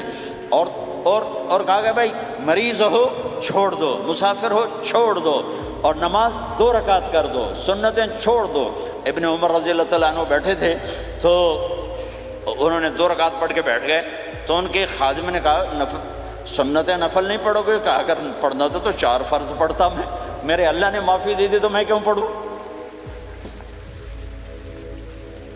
میرے نبی نے سفر میں سنتیں نہیں پڑھی کبھی، اپنی امت کو سہولت دینے، فجر کی سنتیں 2 پڑھتے تھے، اس کے علاوہ سنتیں نہیں پڑھی تاکہ میری امت کو سہولت ہو، آسانی ہو۔ ایک دفعہ بارش ہو رہی تھی اور کوئی جگہ نہیں تھی نماز پڑھنے کے لیے، تو آپ نے اپنی اونٹنی کو آگے کیا اور اس پر بیٹھ گئے، بیٹھے ہی تھے، پیچھے صحابہ نے اونٹنیوں پر ہی صفیں بنائیں اور یہ نماز اونٹنی پہ بیٹھ کر ادا کی گئی بارش کے اندر۔ نماز اونٹنی کے اوپر نماز بھی ہو گئی، رکوع بھی ہو گیا، سجدہ بھی ہو گیا، سلام بھی ہو گیا۔ پہلی امتوں کے لیے نہیں تھا، سجدہ ہی کرنا پڑے گا۔ یہ اللہ کے محبوب مصطفیٰ صلی اللہ تعالی علیہ وسلم کی توفیل، میرے اللہ نے ہم پہ فضل و احسان کیا۔ تو میرے نبی کی زندگی میں عبادات میں نماز سب سے اعلیٰ نظر آتی ہے، سب سے نمایاں نظر آتی ہے۔ اور پھر بازار میں، گھر میں، دفتر میں، ماحول میں میرے نبی کے اخلاق، یہ زندگی کا دوسرا روشن پہلو ہے۔ میرے نبی کی ساری زندگی دو لفظوں میں آتی ہے، عبادت اخلاق، عبادت اخلاق، یا تو اور لفظ حقوق اللہ حقوق العباد، حقوق اللہ حقوق العباد۔ حقوق اللہ میں نماز سب سے اعلیٰ، اور حقوق العباد میں لوگوں کی برداشت کرنا، لوگوں سے درگزر کرنا، معاف کرنا، جھوٹ سے بچنا، دھوکے سے بچنا۔ میرے نبی سے پوچھا گیا یا رسول اللہ مسلمان کنجوس ہو سکتا ہے؟ ہم نے کہا ہو سکتا ہے۔ یا رسول اللہ مسلمان کمزور ہو سکتا ہے، بزدل ہو سکتا ہے، ڈرپوک ہو سکتا ہے؟ آپ نے کہا ہو سکتا ہے۔ یا رسول اللہ مسلمان جھوٹ بول سکتا ہے؟ آپ نے کہا نہیں، جھوٹ نہیں بول سکتا، جھوٹ نہیں بول سکتا۔ ہے میرے نبی نے فرمایا میرا امتی ہر گناہ کر سکتا ہے پر ایک جھوٹ نہیں بولے گا، ایک دھوکہ نہیں دے گا۔ لیکن پوری دنیا میں سب سے زیادہ جھوٹ بولنے والا اور دھوکہ دینے والا وہ اس امت کا فرد بن چکا ہے۔ سب سے زیادہ دھوکہ دینے والے ہم بن گئے، سب سے زیادہ جھوٹ بولنے والے ہم بن گئے۔ اور میرے نبی نے فرمایا تھا کہ مسلمان جھوٹ نہیں بولتا، دھوکہ نہیں دیتا، ہر گناہ کر سکتا ہے، جھوٹ نہیں بولے گا، دھوکہ نہیں دے گا۔ یہ میرے نبی کی زندگی کا دوسرا پہلو ہے کہ سچائی پہ جمو۔ چند پیسے بچانے کے لیے جھوٹ بولنا، ٹیکس بچانے کے لیے جھوٹ بولنا، کتنے پاؤنڈ بچا لو گے؟ ادھر تمہارے سامنے سچ روشن کھڑا ہوا ہے۔ میرے نبی نے کہا الصدق ینجی والکذب یہلک۔ ادھر جھوٹ کھڑا ہے، ادھر جھوٹ کے ساتھ 4 پاؤنڈ بچیں گے، ادھر سچ کے ساتھ اللہ ملے گا، لے لو جو لینا ہے لے لو۔ ہاں، الا لعنت اللہ علی الکاذبین، جھوٹوں پہ اللہ کی لعنت۔ اس لعنت کے ساتھ 400 پاؤنڈ بچا لیے، 4000 بچا لیے، 4 ملین بچا لیے، 4 بلین بچا لیے، 4 ٹریلین بچا لیے، ساری دنیا کو بچا لیا، اور اوپر اللہ کی لعنت پڑی تو اللہ کی قسم گھاٹے کا سودا ہے۔ اور سچے ہو گئے، سچ بولا، یہ میں 100 پاؤنڈ کماتا ہوں، لے لو جو لینا ہے اس میں سے، یہ میں 1000 پاؤنڈ کماتا ہوں، لے لو جو لینا ہے، یہ میں 50,000 پاؤنڈ کماتا ہوں، لے لو جو لینا ہے۔ کہ مسلمان کی زبان سے جھوٹ نہیں نکلتا، سچ ہی بولتا ہے۔ آپ تشریف لے جا رہے ہیں، ایک آواز ہے یا رسول اللہ، آپ نے یوں دیکھا کوئی نظر نہیں آیا، پھر آواز ہے یا رسول اللہ، تو آپ نے دیکھا کہ ہرنی ڈیر چھوٹی وہ کھڑی ہوئی رسی میں بندھی، تو آپ نے کہا کیا ہوا؟ کہا جی آپ کا صحابی مجھے پکڑ کے لایا ہے، میرے چھوٹے چھوٹے بچے بھوک سے رو رہے ہوں گے، آپ مجھے چھوڑ دیں، میں بچوں کو دودھ پلا کے واپس آ جاتا، مجھے پتہ ہے میرے اللہ کی تقدیر میرے بارے میں کیا ہے۔ تو آپ نے کہا اگر تو واپس نہ آئی تو پھر؟ تو اس نے کہا مجھے اللہ جہنم میں ڈال دے۔ آپ نے اس کی رسی کھول دی، خود وہیں بیٹھ گئے۔ اس نے دوڑ لگائی اور پہاڑوں میں گم ہو گئی۔ تھوڑی دیر کے بعد وہ دوڑتی ہوئی آئی اور آ کے سر یا رسول اللہ میں حاضر ہو گیا۔ تو آپ نے اس کو باندھ کے وہیں آپ بیٹھ گئے نہیں۔ دیر کے بعد وہ صحابی آئے جنہوں نے اس کو شکار کیا تھا، پکڑا تھا، تو کہنے لگے، ان نے کہا یا رسول اللہ آپ یہاں کیسے؟ کہا میں ایک درخواست لے کر آیا ہوں۔ کہا کیا؟ کہ یہ ہرنی مجھے ہدیہ کر دو۔ کہا یا رسول اللہ سب کچھ آپ کا ہے، کہنے بس یہ ہدیہ کر دو۔ کہا یا رسول اللہ حاضر۔ تو آپ نے اس کو لے کر رسی اس کی گردن سے نکالی کہ جا بچی اپنے بچوں کے پاس جا کے خوشی منا۔ سچ نجات دیتا ہے اور جھوٹ ہلاک کرتا ہے۔ ایک ہرنی جان کی بازی کھیل گئی سچ بولنے کے لیے، تم چند پونڈوں پہ جھوٹ بولتے ہو، ایمان کو برباد کر کے رکھ دیتے ہو۔ مسلمان جھوٹ نہیں بولتا، مسلمان دھوکہ نہیں دیتا، مسلمان کی زبان سے سخت بول نہیں نکلتا، کسی کو بے عزت نہیں کرتا، کسی کو کی بے اکرامی نہیں کرتا، کسی کا دل نہیں توڑتا، کسی کو ذلیل نہیں کرتا، خود سہتا ہے، اوروں کو خوشیاں دیتا ہے، خود دکھ سہتا ہے، اوروں کو راحت دیتا ہے، خود تکلیف سہتا ہے۔ یہ میرے نبی کے اخلاق ہیں، یہ میرے نبی کی زندگی ہے، اور یہ اسلام کا سب سے بڑا چیپٹر ہے اور سب سے مشکل چیپٹر ہے۔ جب میرے نبی نے لمبی نمازیں پڑھی تو اللہ نے روک دیا کہ میرے حبیب ما انزلنا علیک القرآن لتشقی، اتنی لمبی نماز نہ پڑھ کے تو تھک جائے۔ میرے نبی نے تبلیغ میں زور دکھایا تو اللہ نے روک دیا، فَلْتَذْهَبْ نَفْسُكَ عَلَيْهِمْ حَسَرَاتٍ، میرے نبی اتنا غم نہ کر کے آپ خود ہی آہیں بھرتے بھرتے آپ مر جائیں۔ میرے نبی نے مال سارا خرچ کیا، اللہ نے اس سے بھی روک دیا، وَلَا تَبْسُطْهَا كُلَّ الْبَسْطِ فَتَقْعُدَ مَلُومًا مَحْسُورًا، اتنا خرچ نہ کریں کہ آپ خود پھر دکھی ہو کے بیٹھ جائیں۔ خرچ کرنا بہت بڑا عمل، تبلیغ سب سے سارے عملوں کا سردار عمل۔ تبلیغ سے بڑا کوئی کام ہوتا تو اللہ نبیوں کو دیتا، اگر تبلیغ سے بڑھ کر کوئی کام ہوتا تو اللہ نبیوں کو دیتا، گشت سے بڑھ کر کوئی محنت ہوتی تو اللہ نبیوں کو دیتا۔ 950 سال نوح علیہ السلام گشتی کر رہے ہیں، اور اللہ کی مان لو، اللہ کی مان لو، اتنا عظیم عمل کا میرے نبی درمیانہ نماز سب سے بڑی عبادت، میرے نبی درمیانہ کام۔ لیکن جب میرے نبی نے اخلاق اچھے کیے، دشمن کو معاف کرنا، لیکن ایک آدمی آپ سوئے ہوئے تھے، آپ کی تلوار لٹکی تھی، ایک آدمی آیا، اس نے آپ کی تلوار اتاری اور یوں ہماری پسلی میں، آپ اٹھ کے بیٹھ گئے۔ اب وہ قتل کے ارادے کے لیے آ چکا ہے اور تلوار یہاں ہے، کہتا من یمنعک منی، اب بول تمہیں کون بچائے گا؟ تو آپ نے مسکراتے ہوئے کہا اللہ، تو اس کے ہاتھ سے تلوار گر پڑی، تو آپ نے اٹھا لی، آپ نے یوں سیدھی کی، اب تو بچا، تجھے کون بچائے گا؟ وہ کہنے لگا مجھے تو ہی بچائے گا، وہ تو اللہ کو جانتا نہیں تھا، کہا بابا مجھے تو ہی بچائے گا۔ تو آپ کہتے ہیں اس کا سر اڑا دو، یہ نبی کو قتل کرنے آیا ہے۔ میرے نبی نے فرمایا کلمہ پڑھتے ہو؟ کہا نہیں پڑھتا۔ کہا جاؤ معاف کیا۔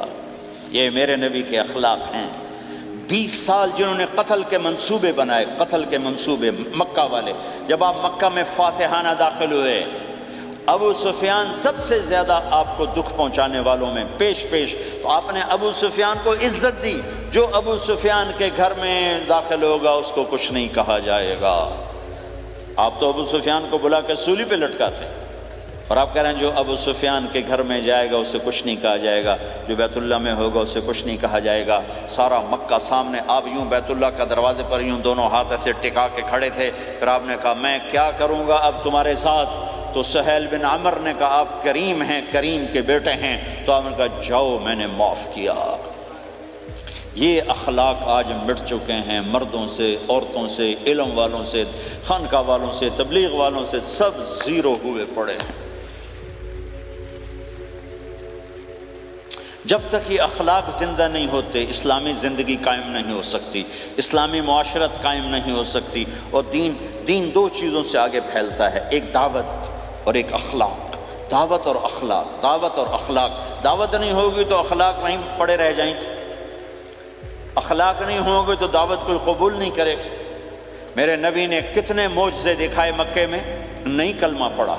بدر میں ان کے 70 مارے گئے، فرشتوں کو دیکھا، جبریل کے گھوڑے کی آواز سنی، کلمہ نہیں پڑھا۔ خندق میں شکست ہوئی، کلمہ نہیں پڑھا۔ پانی نکلتے دیکھا انگلیوں سے، کلمہ نہیں پڑھا۔ ایک بکرے کا ایک بازو پکایا، ایک بازو بکرے کا، ایک اگلا جو بازو ہوتا، اور 40 آدمیوں نے کھانا کھایا اور ایک بوٹی کم نہیں ہوئی، کلمہ نہیں پڑھا۔ لیکن جب میرے نبی نے کہا جاؤ معاف کیا تو سارے ہی کلمہ پڑھ گئے کہ واقعہ یہ اخلاق نبی کے ہو سکتے۔ حنین کی جنگ میں جب بھاگے لوگ، شکست ہوئی، تو ایک صحابی کا بھاگتے ہوئے پاؤں ہمارے نبی کے پاؤں پر آیا، اور جوتا سخت تھا، تو آپ نے کہا اوجعتنی، اور آپ کے ہاتھ میں چھڑی تھی، آپ نے اس کو یوں ماری، اوجعتنی، ارے تو نے مجھے کتنا زیادہ درد پہنچایا، دکھ پہنچایا۔ وہ بیچارے پگھل کے رہ گئے اور پریشان ہو گئے، اور فرماتے ہیں سارا دن میں پریشان، ساری رات پریشان کہ اللہ کے نبی کو میں نے تکلیف پہنچائی، اب میرا کیا بنے گا۔ اگلا دن ہوا تو اعلان ہو رہا تھا بھائی جس کا پاؤں نبی کے پاؤں پہ آیا تھا اس کو اللہ کے نبی بلا رہے ہیں۔ تو صحابی کہنے لگے میں نے سمجھا بس اب میری تو دنیا بھی گئی اور آخرت بھی گئی، اب میرے اوپر کیس بنے گا، اور مجھے ڈانٹ ڈپٹ بھی ہوگی، میرا کتنا بڑا گھاٹا نقصان ہوگا۔ یہ حاضر ہوئے ڈرتے ڈرتے، تو آپ نے فرمایا میرے بھائی کل میں نے تمہیں چھڑی ماری تھی، وہ مجھے معاف کر دینا، اور یہ 80 اونٹ تمہیں ہدیہ دیتا ہوں، 80 کیملز یعنی 80 پراڈو، 80 رینج روور کا یہ میری طرف سے تمہیں ہدیہ ہے۔ وہ حیران پریشان، یہ میرے نبی کے اخلاق ہیں، یہ میرے نبی کے اخلاق ہیں۔ کانٹے بچھانے والی نے 4 دن آنا چھوڑ دیا، بیمار ہو گئی تھی، تو آپ نے کہا کیا بات ہے، وہ ہمارے راستے میں اب کانٹے کوئی نہیں ہیں؟ کہا جی وہ بیمار پڑی ہے جو کانٹے بچھاتے تھے۔ تو آپ اس کے گھر چلے گئے، ماں جی خیریت تو ہے، آپ ٹھیک تو ہیں؟ کہا بیٹا مجھے کلمہ پڑھا دے، بس تیرے اخلاق نے مجھے فتح کر لیا ہے۔ میرے بھائیوں یہ چیپٹر بھول چکے ہیں، بھول چکے ہیں، بھول چکے ہیں۔ جب تک یہ چیپٹر زندہ نہیں ہوگا، زندگی اسلامی نہیں بنے گی، معاشرہ اسلامی نہیں بنے گا، اور آگے قوموں کے لیے اسلام کا دروازہ نہیں کھلے گا۔ ہمیں معاف کرنا آتا ہو، ہمیں گالی دینے والے کو دعا دینا آتا ہو، غیبت کرنے والے کی تعریف آتی ہو، اور غیبت کرنے سے، غیبت سننے سے اپنے آپ کو ایسے بچاؤ جیسے زہر سے بچاتے ہو، جیسے آگ سے بچاتے ہو۔ ایک دوسرے کو نفرت کا بول نہ بولو، ورنہ ساری زندگی تباہ و برباد ہو جائے گی۔ میرے رب کی قسم، میرے نبی نے کہا ایک زبان کا بول انسان بولتا ہے وہ جہنم کی گہرائیوں میں گر جاتا ہے، اور ایک زبان کا بول انسان بولتا ہے وہ جنت کے درجات پر چڑھ جاتا ہے۔ یہ زبان بہت طاقتور چیز ہے، میں ہر بیان میں اس کو دہرا رہا ہوں کہ جتنا یہ عمل ختم ہو چکا ہے اتنا کوئی عمل بھی نہیں ختم ہوا ہے۔ میرے نبی نے فرمایا معاذ تمہیں سارے دین کا خلاصہ بتاؤں؟ معاذ الا انبئک بمیلاک ھذا کلہ، میں تمہیں پورے دین کا خلاصہ بتاؤں؟ کون معاذ جس کے ہاتھ میں علماء کا جھنڈا ہوگا؟ کون معاذ؟ میں ابھی مئی میں ان کے اردن اجتماع میں گیا، آگے ان کے اربد میں گئے، آگے وہاں ان کا مقبرہ ہے 18 کلومیٹر۔ میں گیا کمرے میں داخل ہوا تو سارا کمرہ خوشبو سے مہک رہا تھا، اور مجھے ایک شخص نے بتایا یہ خوشبو 24 گھنٹے یہاں آتی رہتی ہے۔ جن کو 18 ہجری میں انتقال ہوا، 1417 سال ہو گئے مرے ہوئے، اور قبر سے خوشبو آ رہی۔ اس آدمی کو سمجھایا کیسے اور بتایا کیا؟ معاذ تمہیں سارے دین کا خلاصہ بتاؤں؟ کہا جی بتائیں۔ تو آپ نے یوں کیا،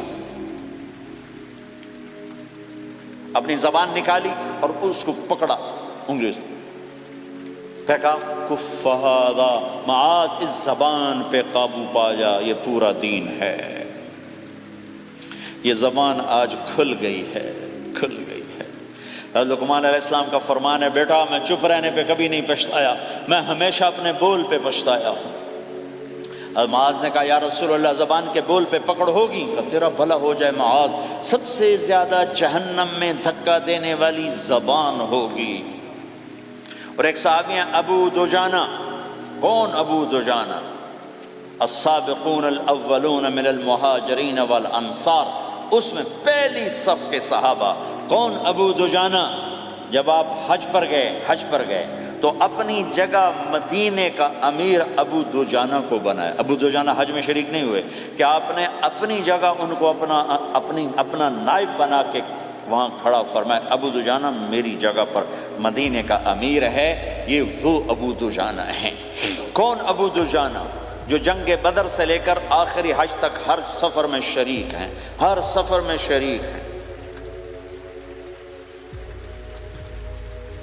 ان کی ایک بات میں بتانا چاہتا ہوں، پہلے تھوڑی سی ان کی ہسٹری بتانا چاہتا ہوں۔ کون ابو دجانہ؟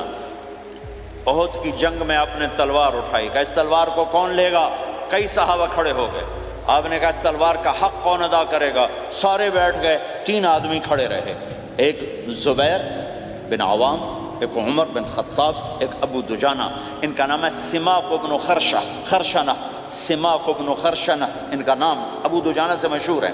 تو آپ نے تلوار نہ عمر کو دی، نہ زبیر کو دی، ابو دجانہ کو دے دی۔ تو عمر رضی اللہ عنہ نے تو محسوس نہیں کیا، حضرت زبیر نے محسوس کیا کہ اس کو کیوں دی، مجھے کیوں نہیں دی؟ میں مہاجرین میں سے ہوں، میں پھوپھی کا بیٹا ہوں، میں اس سے دلیری میں کم نہیں ہوں۔ بلکہ حضرت زبیر کی دلیری کی تو دھاک تھی، جدھر سلوار چلتی تھی کاٹتی چلی جاتی تھی، کہنے کہ میں دیکھوں گا یہ کیا کرتا ہے۔ تو ابو دجانہ کے پیچھے پیچھے زبیر کو لیے، تو ابو دجانہ نے جو حملہ کیا تو 3,000 کا لشکر تھا، اس کو چیر کے پار نکل گئے، پورے لشکر کو کاٹ کے پار نکل گئے۔ اور آگے عورتیں کھڑی تھیں جو مکے کے لشکر کو تیار کر رہی تھیں، نحن بنات طارقی نمشی علی النمارقی مشی القتل بوارقی المسک فی المخالقی المسک فی المفارقی والدر فی المخالقی ان تقبلوا نعانقی وتدبروا نفارقی فراق غیر وامقی، یہ گانا گا رہی تھیں اور ان کو تیار کر رہی تھیں۔ تو جب ابو دجانہ کی تلوار نظر آئی تو سب بھاگی، ہندا پکڑی گئی تو آپ نے یوں اپنی تلوار ہندا کے سر پر رکھی، انہوں نے چیخ ماری، تلوار ہٹا لی۔ تو زبیر پیچھے پیچھے کہ یہ کیا کیا ہے؟ جنگ میں اگر کوئی عورت حصہ لے اسے مارنا جائز ہے، ویسے جائز نہیں ہے عورت کو، بچے کو، بوڑھے کو ہاتھ لگانا جائز نہیں ہے۔ تو انہوں نے کہا تلوار کیوں نہیں چلائی؟ کہا میرے محبوب کی تلوار ہے، عورت کے خون سے رنگین کر کے اس کی شان نہیں گھٹانا چاہتا، یہ میرے نبی کی تلوار۔ پھر واپس ہوئے، پھر اٹیک کیا اور پھر مجمع کو چیر دیا۔ سامنے ایک آدمی آ رہا تھا ہاتھی کی طرح، اتنا لمبا موٹا تازہ۔ تو زبیر کہنے لگے میرے جی میں آیا کبھی اس کی ٹکر ہونا پھر میں دیکھوں ابو دجانہ کیا چیز ہے۔ تو اللہ کا کرنا ایسا ہوا ابو دجانہ دونوں آمنے سامنے ہو گئے۔ تو وہ ایسے شاہ سوار تھے کہ دونوں طرف کے لشکر ذرا تھم گئے اور وہ دونوں بھڑ گئے۔ ابو دجانہ کے اپنے جوہر، اس پہلوان کے اپنے جوہر، غبار اٹھا، مٹی اٹھی، اور اس کی اپنی طاقت، ان کی اپنی طاقت، انہوں نے ابو دجانہ کو اس نے زخمی کر دیا۔ ابو دجانہ نے جو جوش میں آ کے ماری تلوار، اس کو لگی یہاں، تو اتنی طاقت سے لگی کہ اس کے نیچے اتر کر 2 ٹکڑوں میں تقسیم کر دی۔ ماری تو ایک حصہ ادھر، ایک حصہ، پھر یوں دیکھا اور اپنے چہرے سے لوہی کی ٹوپی اتاری، کما ترا انا ابو دجانہ، کیا دیکھ رہے ہو؟ میں ہوں ابو دجانہ، تلوار صحیح لی ہے میں نے، غلط نہیں لی۔ یہ ابو دجانہ ہیں۔ اور جب شکست ہو گئی احد کی جنگ میں، اور پھر 10-12 آدمی نے آپ کو گھیرے میں لیا ہوا تھا، ان میں ایک ابو بکر تھے، عمر تھے، علی تھے، طلحہ تھے، زبیر تھے، سعد بن ابی وقاص تھے، اور سہل بن حنیف تھے، عبادہ قتادہ بن نعمان تھے، اور ابو دجانہ تھے رضی اللہ تعالی عنہم۔ ان میں سے ایک ابو دجانہ بھی تھے۔ اور یمامہ کی جنگ میں ابو دجانہ شہید ہوئے، یمامہ کی جنگ میں شہید ہوئے۔ یہ ابو دجانہ کی تھوڑی سی سیرت آپ کے سامنے آئی ہے۔ اس کے بعد اب آپ ان کے قول کو سنو تاکہ اس کا وزن آپ کے سامنے آئے۔ یہ بدر کے شریک ہیں، اللہ کے نبی نے کہا بدر کا صحابی جو مرضی کرے بخشا گیا۔ یہ صلح حدیبیہ کے شریک ہیں، اللہ نے قرآن میں کہا لقد رضی اللہ، میں ان سے راضی ہو گیا۔ یہ صحابی ہیں، اللہ نے کہا کلا وعد اللہ الحسنی، اے میرا نبی تیرے ہر صحابی کے لیے جنت کا وعدہ ہے۔ اور اب یہ کیا کہتے ہیں؟ یہ کیا کہتے ہیں لوگو؟ ان ارجع عملی عند، لوگو میرے پاس، ابو دجانہ میرے پاس بخشش کا سب سے بڑا عمل جانتے ہو کیا ہے؟ بدر نہیں، احد نہیں، حدیبیہ نہیں، خندق نہیں، خیبر نہیں، فتح مکہ نہیں، آخری حج نہیں۔ کیا ہے؟ کیا ہے لوگو؟ ان ارجع عملی عندی، میرے پاس آخرت میں بخشش کا سب سے بڑا عمل بس ایک ہے کہ ما آذیت احدا بلسانی، میں نے اپنی زبان سے کبھی کسی کو دکھ نہیں پہنچایا۔ ولا اجد فی قلبی غلا لاحد، اور میرے دل میں کسی کے لیے بغض کوئی نہیں ہے، بس یہ میری بخشش کا عمل ہے۔ تو بھائیو، نبی کے اخلاق میں 2 چیزیں لے لو، ایک زبان سے کسی کو دکھ نہ دو، ایک دل میں کسی کا بغض نہ رکھو۔ اللہ کی قسم بغیر حساب کتاب کے جنت میں جاؤ گے۔ بڑے بڑے جنید بغدادی اور بڑے بڑے معرفت والے تمہیں دیکھتے رہ جائیں گے، تمہاری رفتار اتنی تیز ہوگی کہ تمہیں وہی پکڑ سکے گا جس کا یہ 2 عمل تم سے زیادہ اچھا ہوگا۔ جس روڈ پہ رش ہوتا آپ وہاں سے گاڑی ہٹا لیتے ہو، ادھر نہیں جانا، ادھر رش ہے، وہ سائن وغیرہ آپ کو آ جاتے ہیں کہ بھائی ادھر بلاک ہے، ادھر نہیں جانا، ادھر جانا ہے۔ تو جہاں روڈ پہ رش ہوتا ہے تو قیمتی سے قیمتی گاڑی کی رفتار بھی آہستہ ہو جاتی ہے، اور جہاں روڈ خالی ہوتا ہے تو پرانی گاڑی بھی بھاگے جا رہی ہوتی ہے۔ ہمارے یہاں پرانی گاڑی ہوتی ہے نا، پرانی بسوں کے پیچھے لکھا ہوتا ہے نہ انجن کی خوبی نہ ڈرائیور کا کمال، خدا کے سہارے چلی جا رہی ہے۔ اور جس کے پاس ایسی گاڑی ہو، نہ انجن کی خوبی نہ ڈرائیور کا کمال، تو اگر اس کو روڈ خالی مل جائے تو وہ تو مرسیڈیز والے سے پہلے پہنچے گا، رینج روور والے سے پہلے پہنچے گا، بینٹلی والے سے پہلے پہنچے گا، رولز رائس والے سے پہلے پہنچے گا، جو وہ تو پھنسی کھڑی اور اس کا روڈ ہی خالی ہے۔ تو میرے بھائیوں، یہ میں ایک مثال دیتا ہوں، عبادات کی روڈ پہ بہت رش ہے، نمازی بے شمار ہیں، روزے دار بے شمار ہیں، عمرے والے بے شمار ہیں، حج والے بے شمار ہیں، اور تہجد گزار بے شمار ہیں، علماء بے شمار ہیں، حافظ بے شمار ہیں، ذکر والے بے شمار ہیں، بہت رش ہے، تبلیغ والے بے شمار ہیں، لیکن جو اخلاق والا روڈ ہے نا، یہ خالی پڑا ہے۔ اس پہ موٹر زوکی پہ چڑھ کے آ جاؤ تو سب سے آگے نکل جاؤ، سائیکل پہ چڑھ کے آ جاؤ تو سب سے آگے نکل جاؤ، کہ روڈ ہی خالی ہے۔ اخلاق کا روڈ خالی ہے۔ غصے کو پینا، دکھ دینے والے کے سامنے، درد دینے والے کو خوشیاں دینا، گالی دینے والے کو دعا دینا، کرو تو صحیح۔ میرے رب کی قسم، اس میں وہ لذت ہے، وہ لذت ہے کہ ساری دنیا کی لذتیں تمہیں بھول جائیں گی اگر یہ لذت تمہیں مل گئی۔ پی جا ایام کی تلخی کو بھی ہنس کے ناصر، غم کے سہنے میں بھی قدرت نے مزہ رکھا ہے۔ اپنے لہو کے گھونٹ پی، زخم پہ زخم کھا کے جی، آہ نہ کر لبوں کو سی، عشق ہے دل لگی نہیں، سینے پہ تیر کھائے جا، آگے قدم بڑھائے جا، یعنی زبان حال سے کہہ دے کہ ہاں ستائے جا۔ آج اخلاق کوئی نہیں ہے، میں تو روتا پھرتا ہوں۔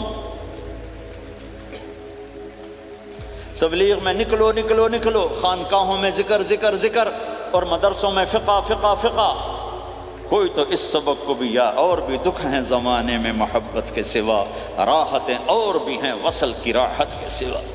جس دن امت کے اخلاق زندہ ہوئے، آپ اسلام کی بہار دیکھو گے۔ اگر اپنے گھر میں خوشیاں لانا چاہتے ہو تو اللہ کی قسم بڑے گھر سے نہیں آئے گی، کوئی 5 لاکھ پاؤنڈ کی گاڑی سے خوشی نہیں آئے گی، کوئی بہت بڑا عالی شان بنگلہ بنانے سے خوشی نہیں آئے گی، تمہارے اخلاق سے گھر میں خوشی آئے گی۔ اگر بیوی کا سلوک تمہارے ساتھ اچھا ہے، تمہارا سلوک بیوی کے ساتھ اچھا ہے، اس گھر میں خوشی ہے۔ بیوی کا بول بدتمیز ہو تو خامند کی زندگی برباد، خامند کا بول بدتمیز ہو تو بیوی کی زندگی برباد، اولاد بد اخلاق ہو تو ماں باپ کی زندگی برباد، ماں باپ میں سختی ہو تو اولاد کی زندگی برباد، بھائی بھائی میں بول میں سختی ہو تو بھائی کی زندگی برباد، بہن بھائیوں میں سختی ہو تو بہن بھائی کی زندگی برباد، نیبر کے ساتھ سختی ہو تو نیبر کی زندگی برباد۔ میرے نبی نے فرمایا، ما آمن بی من بات شبعان و جارہ جائع، وہ میرے اوپر ایمان لایا ہی نہیں جو خود پیٹ بھر کے کھائے اور پڑوسی بھوکا ہو۔ واللہ لا یؤمن، واللہ لا یؤمن، واللہ لا یؤمن، 3 دفعہ اللہ کی قسم ایمان والا نہیں، اللہ کی قسم ایمان والا نہیں، اللہ کی قسم ایمان والا نہیں۔ کون یا رسول اللہ؟ الذی لا یأمن جارہ بوائقہ، جو پڑوسیوں کو تنگ کرے وہ ایمان والا نہیں ہے۔ میرے بھائیوں، یہ چیپٹر مٹ چکا ہے، کہیں نہیں دیکھنے کو ملتا ہے۔ ایسا نہیں کہ دنیا خالی ہو گئی ہے، لیکن 1 کروڑ میں 1 ملا تو کیا ملا، 1 کروڑ میں بھی 1 نہیں ملتا۔ میں بڑے لمبے سفر کر کر کے اس نتیجے پر پہنچا ہوں کہ 1 کروڑ مسلمان اکٹھے کروں، اس میں لاکھوں تہجد گزار ہوں گے، لاکھوں 5 وقت کے نمازی ہوں گے، اس میں لاکھوں عمرے حج کرنے والے ہوں گے، اس میں لاکھوں علماء حفاظ ہوں گے، لیکن شاید اخلاق والا ایک بھی نہ۔ اپنی زندگی کو اگر سکھ دینا ہے، چیزوں کے پیچھے نہ دوڑو، اخلاق بناؤ۔ مقدر کی چیزیں ملیں گی، کمائیوں میں حلال لاؤ، حرام سے بچو، سچ پہ آؤ، جھوٹ سے بچو، دھوکہ نہ دو کسی کو، ورنہ زندگی ویران ہو جائے گی۔ ٹیکس بچانے کے لیے جھوٹ نہ بولو، ورنہ دل کالا ہو جائے گا۔ جھوٹ پیسے کی خاطر، لعنت ہے اس دولت پر، لعنت ہے اس ملک پر۔ ہے کیا مثالیں اس امت نے قائم کی ہیں، اچھوں سے برے، بروں سے اچھے ہمیشہ پیدا ہوتے چلے آئے۔ یزید فاسق، فاجر، ظالم، 3 بر اعظم کی حکومت چھوڑ کے مر رہا ہے، 34 سال کی عمر، اور بعض آتا ہے 38 سال کی عمر، 40 سال کو نہیں پہنچا، 40 سال سے پہلے مر گیا۔ اس کا بیٹا معاویہ بن یزید رضی اللہ تعالیٰ عنہ، 3 بر اعظم کی حکومت، 3 بر اعظم کی حکومت، 40 دن حکومت کی، 40 دن، پھر اپنے سارے خاندان کو اکٹھا کیا اور کہا دیکھو لوگو، جس حکومت کے نیچے حسین کا خون گرا ہو میں اس حکومت پہ لعنت بھیجتا ہوں، یہ ہے تمہاری حکومت، جس کو مرضی دے دو، مجھے نہیں چاہیے۔ 3 بر اعظم کی حکومت چھوڑ دی صرف 22 سال کی عمر میں، 22 سال کی بھرپور جوانی کی عمر میں حکومت کو لات مار دی۔ میں چند پاؤنڈ کے لیے سچ کو لات مار دوں، میں چند پاؤنڈ کے لیے انسانوں کو دھوکہ دوں؟ تو بھائیو سچ کے عادی بنو، بڑا عالی خلق ہے سچ بولنا، بڑے عالی اخلاق ہیں لوگوں کو نفع پہنچانا، لوگوں کے سامنے میٹھا بنو، کڑواہٹ اندر رکھو، مٹھاس تقسیم کرو، پوری دنیا میں دین زندہ ہوگا۔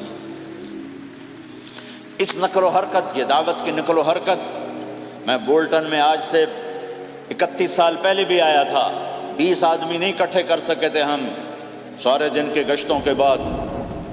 ایک گرجا مسجد تھا اس وقت، تو ہم کو 50 آدمی اکٹھے نہیں کر سکے تھے، آئیے ہزاروں کا مجمع ہے، اس کے پیچھے پتہ نہیں کتنی محنتیں ہوئی ہیں، تب جا کر یہ رنگ بنا ہے، اس ایک شکل بنی ہے، اس میں رنگ بھرنے کی ضرورت ہے، اور وہ ہے میرے نبی کے اخلاق، میرے نبی کی مبارک زندگی، جس میں درگزر، جس میں معاف کرنا، جس میں میٹھا بول، جس میں چھوٹا بن جانا اور دوسرے کو بڑا بنانا، جس میں سچ بولنا، جس میں دھوکے سے بچنا، یہ مسلمان کی شان ہے۔ تو ہمارے تو نوجوان یہاں کی لڑکیوں کو دھوکہ دیتے ہیں، پیپر بنانے کے لیے یہاں کی لڑکیوں سے شادی کرتے ہیں، ان کی زندگیاں برباد کر دیتے ہیں، اپنا ایمان خراب کرتے ہیں، ان کی زندگی خراب کرتے ہیں۔ مسلمان ہی دھوکے باز بن جائے تو لوگوں کو راہبری کون دے، راہبر کون بنے گا؟ تو میرے بھائیو، اللہ اس کے رسول کو ڈھونڈنے کے لیے یہ تبلیغ کی محنت ہے، در در پھرو، اور یہ 2 باتیں بن جائیں، ایک ہماری عبادات ٹھیک ہو جائے، ایک ہمارے اخلاق ٹھیک ہو جائے، اس کو لے کر جب ہم پھریں گے تو اللہ کے فضل سے ایک لہر چلے گی جو دنیا کے ہر آخری کونے تک پہنچے گی، ہر گھر کو اللہ تعالیٰ توحید کے نور سے روشن کر دے گا۔ اس کے لیے ہم وقت مانگتے ہیں کہ یہ ایک زندگی ہے جو میرے 1.25 گھنٹے کی تقریر سے 1.5 گھنٹے کی تقریر سے قابو میں نہیں آئے گی، اس کو سیکھنے کے لیے وقت مانگتے ہیں۔ نکلو میرے بھائیو، اور آج تک جو اللہ پاک کے ساتھ، اللہ کے رسول کے ساتھ کوئی جنگ کی، اس سے صلح کر لو، کسی سے لڑے ہوئے ہو فوراً صلح کر لو، اس کو بھی منا لو، اس سے بھی مان جاؤ، کسی سے روٹھے نہ رہو، کسی سے قطع تعلق نہ کرو، سب سے سلام کرو، دل کو صاف رکھو۔ ابو دجانہ جیسی ہستی فرماتے ہیں کہ میری بخشش کا عمل یہ ہے کہ زبان سے دکھ نہیں دیا، دل میں بغض کوئی نہیں، اور وہ کہتے ہیں یہ میرا سب سے بڑا عمل ہے۔ یہ اپنے نبی کے اخلاق میں 2 باتیں لے لیں، اس زبان سے کسی کو دکھ نہ پہنچے، دل میں کتنا ہی لوگ ستائیں، بغض نہ رکھو، صاف کرو، دھو دو، اور فرائض میں نماز چھوٹے نہیں، اور پھر اس کو لے کر یہ امت پھرے، چونکہ اس امت کا کام بیٹھنا نہیں ہے، اس امت کا اجتماعی جرم ہے کہ انہوں نے اللہ کے دین کے لیے پھرنا چھوڑ دیا، اس امت کی اجتماعی خطا ہے کہ انہوں نے اللہ کے پیغام کو آگے پہنچانا اس کو اپنا کام نہ سمجھا، اس کے لیے پھرنا چھوڑ دیا، تو اپنے بھی ہاتھوں سے نکل گئے، پرائے تو پہلے ہی پرائے تھے۔ تو میرے بھائیو، اس کے لیے نیت کرو، ارادے کرو۔ جو بھائی یہ تیار ہوں 1 دسمبر کے آخر تک، تو وہ کھڑے ہو کر ذرا اپنے ناموں کا اظہار فرما دیں، اور یہ جو چھٹیاں آ رہی، یہ ساری چھٹیاں لگانے کے لیے جو نوجوان تیار ہوں وہ بھی کھڑے ہو کے اپنی شکلیں زیارت کروا دیں، اللہ بھی راضی ہو جائے، اللہ کا نبی بھی راضی ہو جائے، جلدی سے کھڑے ہو کر بتا دیں۔ فرمائیں جی۔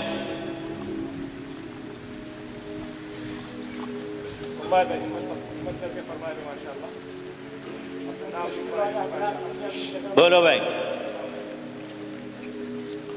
یہ چھٹیاں تو ماشاءاللہ ہوتی ہیں، اس میں نوجوانوں کو نکلنا چاہیے۔ اکثر نوجوان بیٹھے ہیں، اٹھو بھائی۔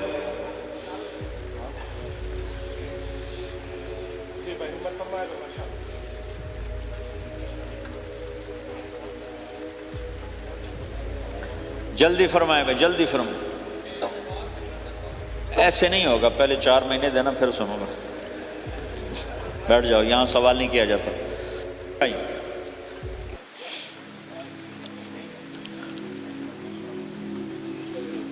جلدی سے بتائیں بھائی، جلدی سے بتائیں بھائی. ان چھٹیوں میں کون نکلے گا اللہ کے راستے میں؟ ان چھٹیوں میں جو نوجوان تیار ہوں کھڑے ہو جائیں. ان چھٹیوں میں جو تیار ہیں چھٹیاں لگانے کے وہ کھڑے ہو جائیں. چھٹیاں اللہ کے راستے میں.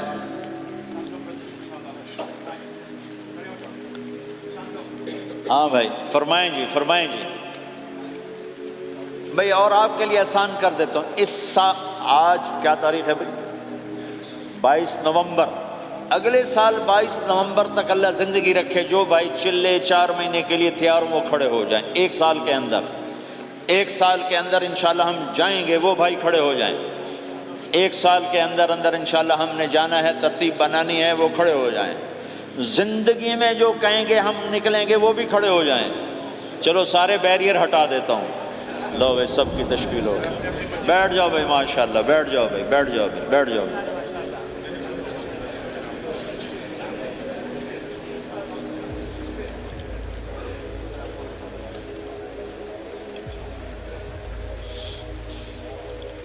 ہاں بھائی بیٹھ جائیں. میں دعا کرتے ہیں. دعا سے پہلے تھوڑی سی بات کرنا چاہتا ہوں، سن لیں پھر انشاءاللہ دعا کرتے ہیں. مسلمان کی زندگی چلتے پھرتے دعوت ہے. مسلمان کی زندگی چلتی پھرتی دعوت ہے. اگر اسلام ہماری زندگی میں ہو، عبادات ایسی چیزیں جو نظر نہیں آتی، اخلاق ایسے چیزیں جو چھپ نہیں سکتی. اخلاق ایک ایسی صفت ہے جس کو آپ چھپا نہیں سکتے. بد اخلاقی ایسی برائی ہے جس کو آپ چھپا نہیں سکتے. شراب تو چھپ سکتی ہے، اندر کمرے میں بیٹھ کے پی لے.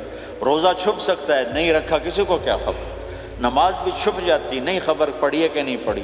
لیکن برے اخلاق بھی نہیں چھپتے اور اچھے اخلاق بھی نہیں چھپتے. ایک اچھے اخلاق خوشبو کی طرح مہکتے ہیں اور برے اخلاق گندگی کی طرح بدبو چھوڑتے ہیں. ہمارا معاشرہ اسلامی اس وقت بنے گا جب ہمارے اخلاق عالی ہوں گے. تو یہ نقل و حرکت اس کو طاقت پہنچائے گی. گھر بیٹھنے سے چیز نہیں آئے گی بھائی، پھرنا پڑے گا، دھکے کھانے پڑیں گے. لیکن ان دھکوں میں بھی اللہ نے بڑی لذت رکھی ہے. بہت عجب نشہ ہے اس کا. جنید جمشید مجھے پہلی دفعہ ملا 97، جب وہ بہت بڑا اس وقت تھا، وہ لیجنڈ گلوکار. تو اس نے مجھ سے کہا کہ مولانا جس گلیمر کو پاکستانی نوجوان خوابوں میں دیکھتے ہیں وہ گلیمر مجھے فزیکلی حاصل ہے، لیکن میرے اندر اندھیرا ہے، روشنی نہیں، خالی ہے. کیوں؟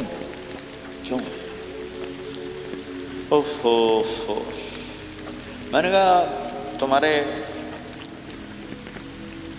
سیدھے گھٹنے میں درد ہو، تم الٹے گھٹنے میں دوا لگاؤ تو فائدہ ہوگا کہ نہیں. میں نے کہا اندھیرا تمہاری روح میں ہے اور تم روشن کر رہے ہو جسم کو، کبھی میوزک سے، کبھی کسی چیز سے، کبھی کسی چیز سے. تو عورت، شراب، میوزک، ان کا روح میں کوئی واسطہ ہی نہیں. یہ روح تک جاتی نہیں. ان کی پینیٹریشن جسم تک ہے اور جسم کو کنٹرول روح کرتی ہے. جب روح میں بھوک اٹھتی ہے تو وہ پریشانی میں کی شکل میں ظاہر ہوتی ہے. تم اللہ سے تعلق بنا لو، یہ سب کچھ ٹھیک ہو جائے گا. پھر جب اس نے 3 چیلے شروع کیے تو اس کا مجھے فون آیا. ہمارا ایک شہر ہے چھوٹا سا، زلزلے میں ختم ہو گیا تھا، بالا کوٹ. تو اس کا مجھے وہاں سے فون آیا کہ مولانا میں ایک پرانی مسجد میں ایک پھٹی ہوئی چٹائی پر لیٹا ہوا ہوں اور جس سکون کو میں 5 سٹارز ہوٹل میں دیکھتا تھا، ڈھونڈتا تھا، وہ آج مجھے یہاں مل چکا ہے. اور مجھے یوں لگتا میں ہوا میں اڑ جاؤں. کیا ہوا کہ اللہ سے تعلق بنا اور روح میں سکون آ گیا، ٹھنڈک آ گئی. تو ایک گناہوں سے بچنا اور ایک فرائض کو پورا کرنا، ایک اپنے اخلاق کو ٹھیک کرنا، یہ چند ایک کام ہیں جو کر لے گا اللہ اسے آباد کر لے گا. جہاں ہو نماز نہ چھوٹے، رمضان آ جائے روزے نہ چھوٹے، زکوٰۃ فرض ہو جائے خوشی سے ادا کریں، اپنی کمائیوں کو حلال پہ لائیں، غلط کاغذات سے، غلط پیپر سے، غلط ہیرا پھیری سے پیسہ نہ بنائیں. یہ پیسہ تباہی کے سوا کچھ نہیں لاتا. اپنی حلال کمائی کرو. بلکہ میرے نبی کا فرمان ہے جو صبح سے شام تک حلال کمانے میں تھکتا ہے اس کے اس دن کے سارے گناہ معاف ہو جاتے۔ سعد بن معاذ بیٹھے تھے، ان کے ہاتھوں پر اللہ کے نبی کی نظر پڑی تو ہاتھ بڑے سخت تھے، تو ہم نے کہا سعد تیرے ہاتھ اتنے سخت کیوں ہیں؟ کہا جی میں اپنے باغ میں خود کام کرتا ہوں، اس سے یہ سخت ہو گئے۔ تو آپ نے سعد کا ہاتھ پکڑا اور ایسے چوما اور کہا اپنے بچوں کو حلال کھلانے میں بچوں کو حلال کھلانے میں جو ہاتھ ایسا ہو جائے گا اس پہ جہنم کی آگ حرام ہو جائے گی۔ کہ بھائیو حلال جھوٹ نہ داخل کرو، چاہے کتنے بڑے مفتی فتویٰ دیں کہ ٹیکس بچانے کے لیے جھوٹ بولنا جائز ہے، میں کہتا ہوں نہیں، سچ۔ دو سودے ہیں، ایک طرف چند سو پاؤنڈ ہیں، ایک طرف سچ ہے، جس کو لینا ہے لے لو۔ سچ کو لوگے تو اللہ کے قدموں میں چلے جاؤ گے، اللہ کے حبیب کی چھاؤں میں چلے جاؤ گے، اللہ کی چھاؤں میں چلے جاؤ گے۔ جھوٹ، ہاں صرف جھوٹ بولنا جائز ہے، دو بھائی لڑ پڑے ان میں صلح کرانے کے لیے جھوٹ بولنا جائز ہے۔ میاں بیوی لڑ پڑیں تو بیوی کو منانے کے لیے خامند جھوٹ بول سکتا ہے، خامند کو منانے کے لیے بیوی جھوٹ بول سکتی ہے۔ اس کے علاوہ جھوٹ نہیں ہے، سچ کے ساتھی بنو۔ اللہ کی قسم وہاں سے رزق آئے گا جہاں سے وہم و گمان بھی نہیں۔ پھر آپ اس حکومت کو دھوکہ دیتے ہو جو آپ کی ہمدرد۔ ہماری حکومتیں تو خود بھی چور ہیں تو ان کو چور پڑے ہوئے، چوروں کو چور پڑے ہوئے۔ تمہاری حکومتیں تو چور نہیں ہیں تو تم پہ خرچ کرتے ہیں۔ ان سے بینیفٹ لینا ہو تو پیچھے ہو، ان کو ٹیکس دینا ہو تو کہتے ہو کدھر لکھا ہے شریعت میں ٹیکس دینا جائز ہے؟ کہاں لکھا ہوگا؟ آگے مفتی بھی بیٹھو میں فتوے دینے کے لیے۔ جب ان سے نفع اٹھاتے ہو تو ان کو نفع پہنچاؤ، ان سے سہولتیں لیتے ہو ان کو سہولت پہنچاؤ۔ یہ تمہارے خرچ کرنے میں دیانتدار ہیں، ان کے ساتھ بددیانتی نہ کرو۔ مسلمان ہو اور دھوکہ، یہ دو چیزیں جوڑ نہیں سکتی۔ اپنی عیاشی تھوڑی کم کر دو تو اللہ اس میں برکت دے گا۔ آپس میں کبھی اونچ نیچ ہو جائے فوراً صلح کرو، لڑائی پہ باقی نہ رہو کہ یہ ہم نے بات نہیں کرنی، ہمارا سلام دعا ختم، ایسا کبھی نہیں کرنا۔ اونچ نیچ ہوتی ہے لیکن فوراً صلح کرو۔ ماں باپ میاں بیوی کٹھے رہتے ہیں تو ہمارا سسرالی معاشرہ بہت سخت قسم کا ہے، ماں باپ اتنی مداخلت کرتے ہیں بچے میں کو ان کی زندگی تباہ کر دیتے۔ ساس سسر بہو پہ اتنا حق جتلاتے ہیں کہ خامد کا بھی اتنا حق نہیں رہ جاتا، اس سے زندگی ٹوٹ جاتی ہے۔ اگر سسر ہو بہو کو عزت دو، ساس ہے بہو کو عزت دے، بہو ہے ساس سسر کو عزت دے، لیکن اللہ کی قسم ساس اور سسر کا بہو پہ کوئی شرعی حق کوئی نہیں۔ میرے بچے کی شادی ہوئی، میں نے اپنی بیوی سے کہا بات سنو، ہم کسی کی بیٹی کو لے کے آ رہے ہیں، اگر ماں بن کے دکھاؤ گی تو میں یہاں اس کو لاؤں، اور اگر ماں بن کے نہیں دکھانا تو میں اس کو الگ گھر دیتا ہوں، تاکہ ہم اس کی زندگی میں دخل انداز نہ ہوں، ہم ان کی زندگی کو خراب نہ کریں۔ اگر کسی کے پاس الگ گھر دینے کی وسعت نہیں ہے تو وہ خود تو الگ ہو سکتا ہے کہ نہیں ہو سکتا؟ ایک ہی گھر میں رہتے ہیں، الگ گھر کی وسعت نہیں تو دونوں باہر نکل جاؤ، بچوں کی زندگی سے باہر نکل جاؤ، اپنا ان پر حاوی نہ کرو ورنہ آپ خود بھی برباد ہو جاؤ گے، ان کو بھی برباد کر دو گے۔ کتنی طلاقوں کے پیچھے ساس اور سسر ہیں، کتنی طلاقوں کے پیچھے میاں بیوی کی آپس کی بدتمیزی ہے کہ اس ماحول میں برداشت کرنے کا رواج ہی ختم ہو گیا۔ برداشت نہیں کرنا، بڑا نقصان سہنا ہے، چھوٹا نہیں سہنا۔ ڈائمنڈ کیسے بنتا ہے؟ ڈائمنڈ کاربن ہے، وہ ڈائمنڈ کیسے بنتا ہے؟ وہ پریشر کو برداشت کرتا، اللہ چمکا کے اسے ڈائمنڈ بنوا دیتا۔ تو نوجوانوں کے ذمے ہے کہ اپنی بیوی کو پروٹیکشن دیں ماں باپ سے، ماں باپ زیادتی کریں سامنے آ جائیں، ہاتھ جوڑیں، پاؤں پکڑیں، بدتمیز نہ ہوں کہ ابا جی میں آپ کا حکم، اب مجھے اس کہیں کیا کرنا ہے، اماں جی اب مجھے فرمائیں میں کیا کرنا ہے، میرے ذمے ہے، اس کے ذمے نہیں ہے۔ بیوی زیادتی کرنے لگے تو اس کے سامنے ہو جاؤ، دیکھو بیگم یہ تیرا میرا رشتہ ٹوٹ سکتا ہے، ماں باپ کا رشتہ ٹوٹ نہیں سکتا ہے۔ ماں باپ کا وہ رشتہ ہے جسے توڑا نہیں جا سکتا، نکاح تو ایک بول پہ ٹوٹ جاتا ہے، میں تیری ہر ضرورت پوری کروں گا لیکن تو میرے ماں باپ کے لیے تکلیف کا باعث نہ بن۔ یہ مرد کی ذمہ داری ہے، ہم یہ معاشرہ بھلا چکے ہیں۔ ہمارے پڑوسی ذمہ دار تھے، ان کے بچے کے نکاح میں گیا تو وہ مجھ سے کہنے لگے مولانا میری بیگم نے مجھ سے کہا کہ دیکھو ہم زندگی گزار چکے ہیں، اب یہ بچے زندگی شروع کرنے لگے ہیں، تو پہلے میرے بیٹے کے لیے الگ گھر بنا اور اس کی بیوی کی ڈولی کو وہاں لے کے آ، میرے گھر میں نہ لانا کہ ایسا نہ ہو ہم میاں بیوی بچوں کی زندگی خراب کر دیں۔ تو پہلے میں نے بیٹے کا گھر بنایا ہے، اب اس کی شادی کر رہا ہوں، اس کی بیوی کی ڈولی وہاں اترے گی، میرے گھر میں نہیں اترے گی کہ ہم دونوں میاں بیوی کہیں ان کو خراب نہ کر بیٹھے۔ اور ہر آدمی کے پاس تو اتنے وسائل نہیں ہیں کہ وہ الگ گھر دے، لیکن یہ وسائل تو سب کے پاس ہیں کہ ان کی زندگی سے نکل جائے۔ ہاں ان میں کوئی کھٹ پٹ ہو جائے تو صلح کرانے آئیں، لیکن ہوتا کیا ہے کہ لڑکے کے ماں باپ اپنے بیٹے کے حمایتی ہوتے ہیں، لڑکی کے ماں باپ اپنی بیٹی کے حمایتی ہوتے ہیں، اور آپس میں جنگ شروع ہو جاتی، نہ یہ نیچے ہوتا ہے نہ وہ نیچے ہوتا ہے۔ نئی نئی شادی ہوتی، زندگی گزارنے کا پتہ نہیں ہوتا، ٹھوکریں کھاتے ہیں، تو ان کو سنبھالنے کی ضرورت ہوتی ہے، لیکن ہوتا کیا ہے کہ ماں باپ اپنے بیٹے کے کان میں نہ بیوی کی شکایتیں لگاتے رہے، یہ کرتی ہے یہ کرتی ہے یہ کرتی ہے، اور وہ بچی کو اس کے ماں باپ کہتے رہے کہ یہ کرتے ہیں یہ کرتے ہیں یہ کرتے ہیں۔ زبان پر ٹیپ لگا لو تو آپ کی زندگی روشن ہو جائے گی، آپ کا جیون خوبصورت ہو جائے گا۔ اور کبھی اونچ نیچ ہو جائے تو معافی مانگو، فوراً معافی مانگو۔ میاں بیوی لڑ پڑیں اور پھر صلح کر لیں، تو اللہ کو یہ عمل اتنا پسند ہے کہ ان کی صلح پر پچھلے سارے گناہ ان کے معاف کر دیتے۔ قرآن کی ایک آیت اتری ہی میاں بیوی کی لڑائی پر تھی۔ ایک خامد اپنی بیوی پہ بڑے ناراض ہو، مسجد میں بیٹھے بیٹھے انہوں نے نیت کی گھر جاؤں گا اور بیوی کی ٹھکائی کروں گا۔ یہ انہوں نے نیت کی ہے، مسجد میں بیٹھے بیٹھے نیت کی گھر جاؤں گا میں انہوں چنگا لتر پھیرنا ہے۔ میرے اللہ تو آسمان زمین اللہ کے لیے تو سب برابر ہے دیکھنا، تو اللہ پاک نے اسی وقت قرآن اتارا، اسی وقت یا ایھا الذین آمنوا ان من ازواجکم و اولادکم عدوا لکم فاحذروہم۔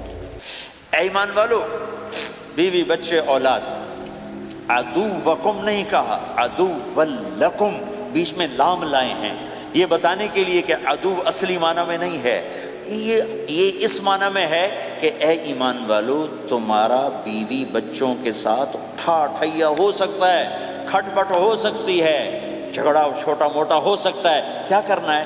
فاحذروہم، اس سے بچنا ہے، بڑھانا نہیں، بچنا ہے۔ کیسے بچنا ہے؟ ان تعفو، اس جھگڑے کو بڑھانا نہیں، مٹانا ہے، وتصفحوا، اس کا اثر دل سے مٹانا ہے، وتغفروا، پھر دوسرے کو معاف کرنا ہے۔ یہ تین کام میاں بیوی کرو، اگلا میں کروں گا، فإن اللہ غفور الرحیم، تمہارے پچھلے میں سارے معاف کر دوں۔ تو اگر اس مجمع میں کوئی بیوی سے لڑا بیٹھا ہے تو جاتے جا کے صلح کر، کوئی ماں باپ سے لڑا بیٹھا ہے تو جاتے جا کے صلح کر، کوئی ماں باپ بچوں سے ناراض ہیں جا کے خود مان جائیں۔ اس ماحول میں بچوں کو پیار سے لے کے چلنے کی ضرورت ہے۔ میرے نبی کی زندگی محبت کا شاہکار ہے، ساری زندگی کسی کو ڈانٹا نہیں، ساری زندگی کسی کو ڈانٹا نہیں، اپنی وجہ سے، اپنی وجہ سے کسی پہ ہاتھ نہیں اٹھایا، اپنی وجہ سے۔ حسن انس فرماتے میں نے 10 سال اللہ کے نبی کی خدمت کی، ایک دفعہ نہیں کہا یہ کیوں کیا، ایک دفعہ نہیں کہا یہ کیوں نہیں کیا۔ تو بھائیو یہ خوبصورت زندگی ہے۔ آپ کے یہاں تو خادم نہیں ہوتے، سارا گھرانہ ہی خادم ہوتا ہے۔ تو میں پاکستان میں ہوں تو میں اگلا چیپٹر بیان کرتا ہوں کہ نوکروں کے ساتھ بھی اچھا سلوک کرو۔ وہ یہاں ہے ہی نہیں، تجھے آپ پہ ہی بانڈے مانجنے، آپ پہ ہی ٹوائلٹ صاف کرنا ہے، آپ پہ ہی گڈی صاف کرنی، ڈرائیور بھی آپ پہ تھے، مالک بھی آپ پہ، پٹرول بھی آپ پہ پاؤ بھائی، چنگا انگلینڈ ہے، پٹرول بھی آپ پہ پاؤ، ہوا بھی آپ پہ بھرو۔ 2.5 لاکھ کی گاڑی یا ڈرائیور آپ پہ، ہماری 2.5 لاکھ پاؤنڈ کی، ہماری 2.5 لاکھ کی سزوکی ہوتی ہے، ہمارا نوکر بیٹھا گاڑی چلا رہا تھا۔ نوکر تو اللہ کی بڑی نعمت ہے، تم اس سے محروم ہو۔ کچھ اس کے فائدے بھی ہیں، کچھ نقصان بھی ہیں، لیکن فائدے زیادہ ہیں۔ ہمارے بچے اتنے سست ہو جاتے ہیں کہ پانی کا گلاس کہو تو اٹھ کے ہی نہیں دیتے، وہ آگے نوکر کو بلاتے۔ میری اپنی میرے ابا جی مجھے کوئی کام کہتے، پتر جا میں نا انہوں صد کیا، تو میں باہر جا ابا جی آندھا انہوں صد کیا، میں خود نہیں جاتا، ایسی سستی پڑ جاتی. یعنی تمہیں اپنی حماقت سے بتا رہا ہوں. سردی میں لیٹا ہوا تھا تو میری رضائی گر گئی تو میں نے باہر سے نوکر بلایا. میں کہا بشیرہ او جی اور آمینہ رضائی میرے اتنے پا. تو اپنا سنا رہا ہوں. لیکن آپ جہاں جاب کرتے ہیں وہاں دیانتداری سے جاب کرو. دھوکہ نہ ہو، فریب نہ ہو، فراڈ نہ ہو. آپ بھی کہیں ملازم تو ہیں، کہیں کام کر رہے ہیں، کوئی آپ کی دکان پہ کام کر رہا ہے، گھروں میں کام کرنے والے، دکانوں پہ کام کرنے والے تو ہیں. اور جن لوگوں کے پاس پیپر نہیں ہوتے ان کو اتنے تھوڑے پیسے دیتے ہیں کہ وہ بیچارے روٹی بھی نہ کھا سکتے. کہ بھائی یہ لینے چونکہ ان کو پتہ ہے یہ بیچارہ پھنسا ہوا ہے اور کہیں نہیں جا سکتا ہے. تو ایسا نہ کرو، یہ ظلم نہ کرو. اول تو ایسے لوگ رکھو نہیں، تمہارے لیے قانون اس کی گنجائش کوئی نہیں.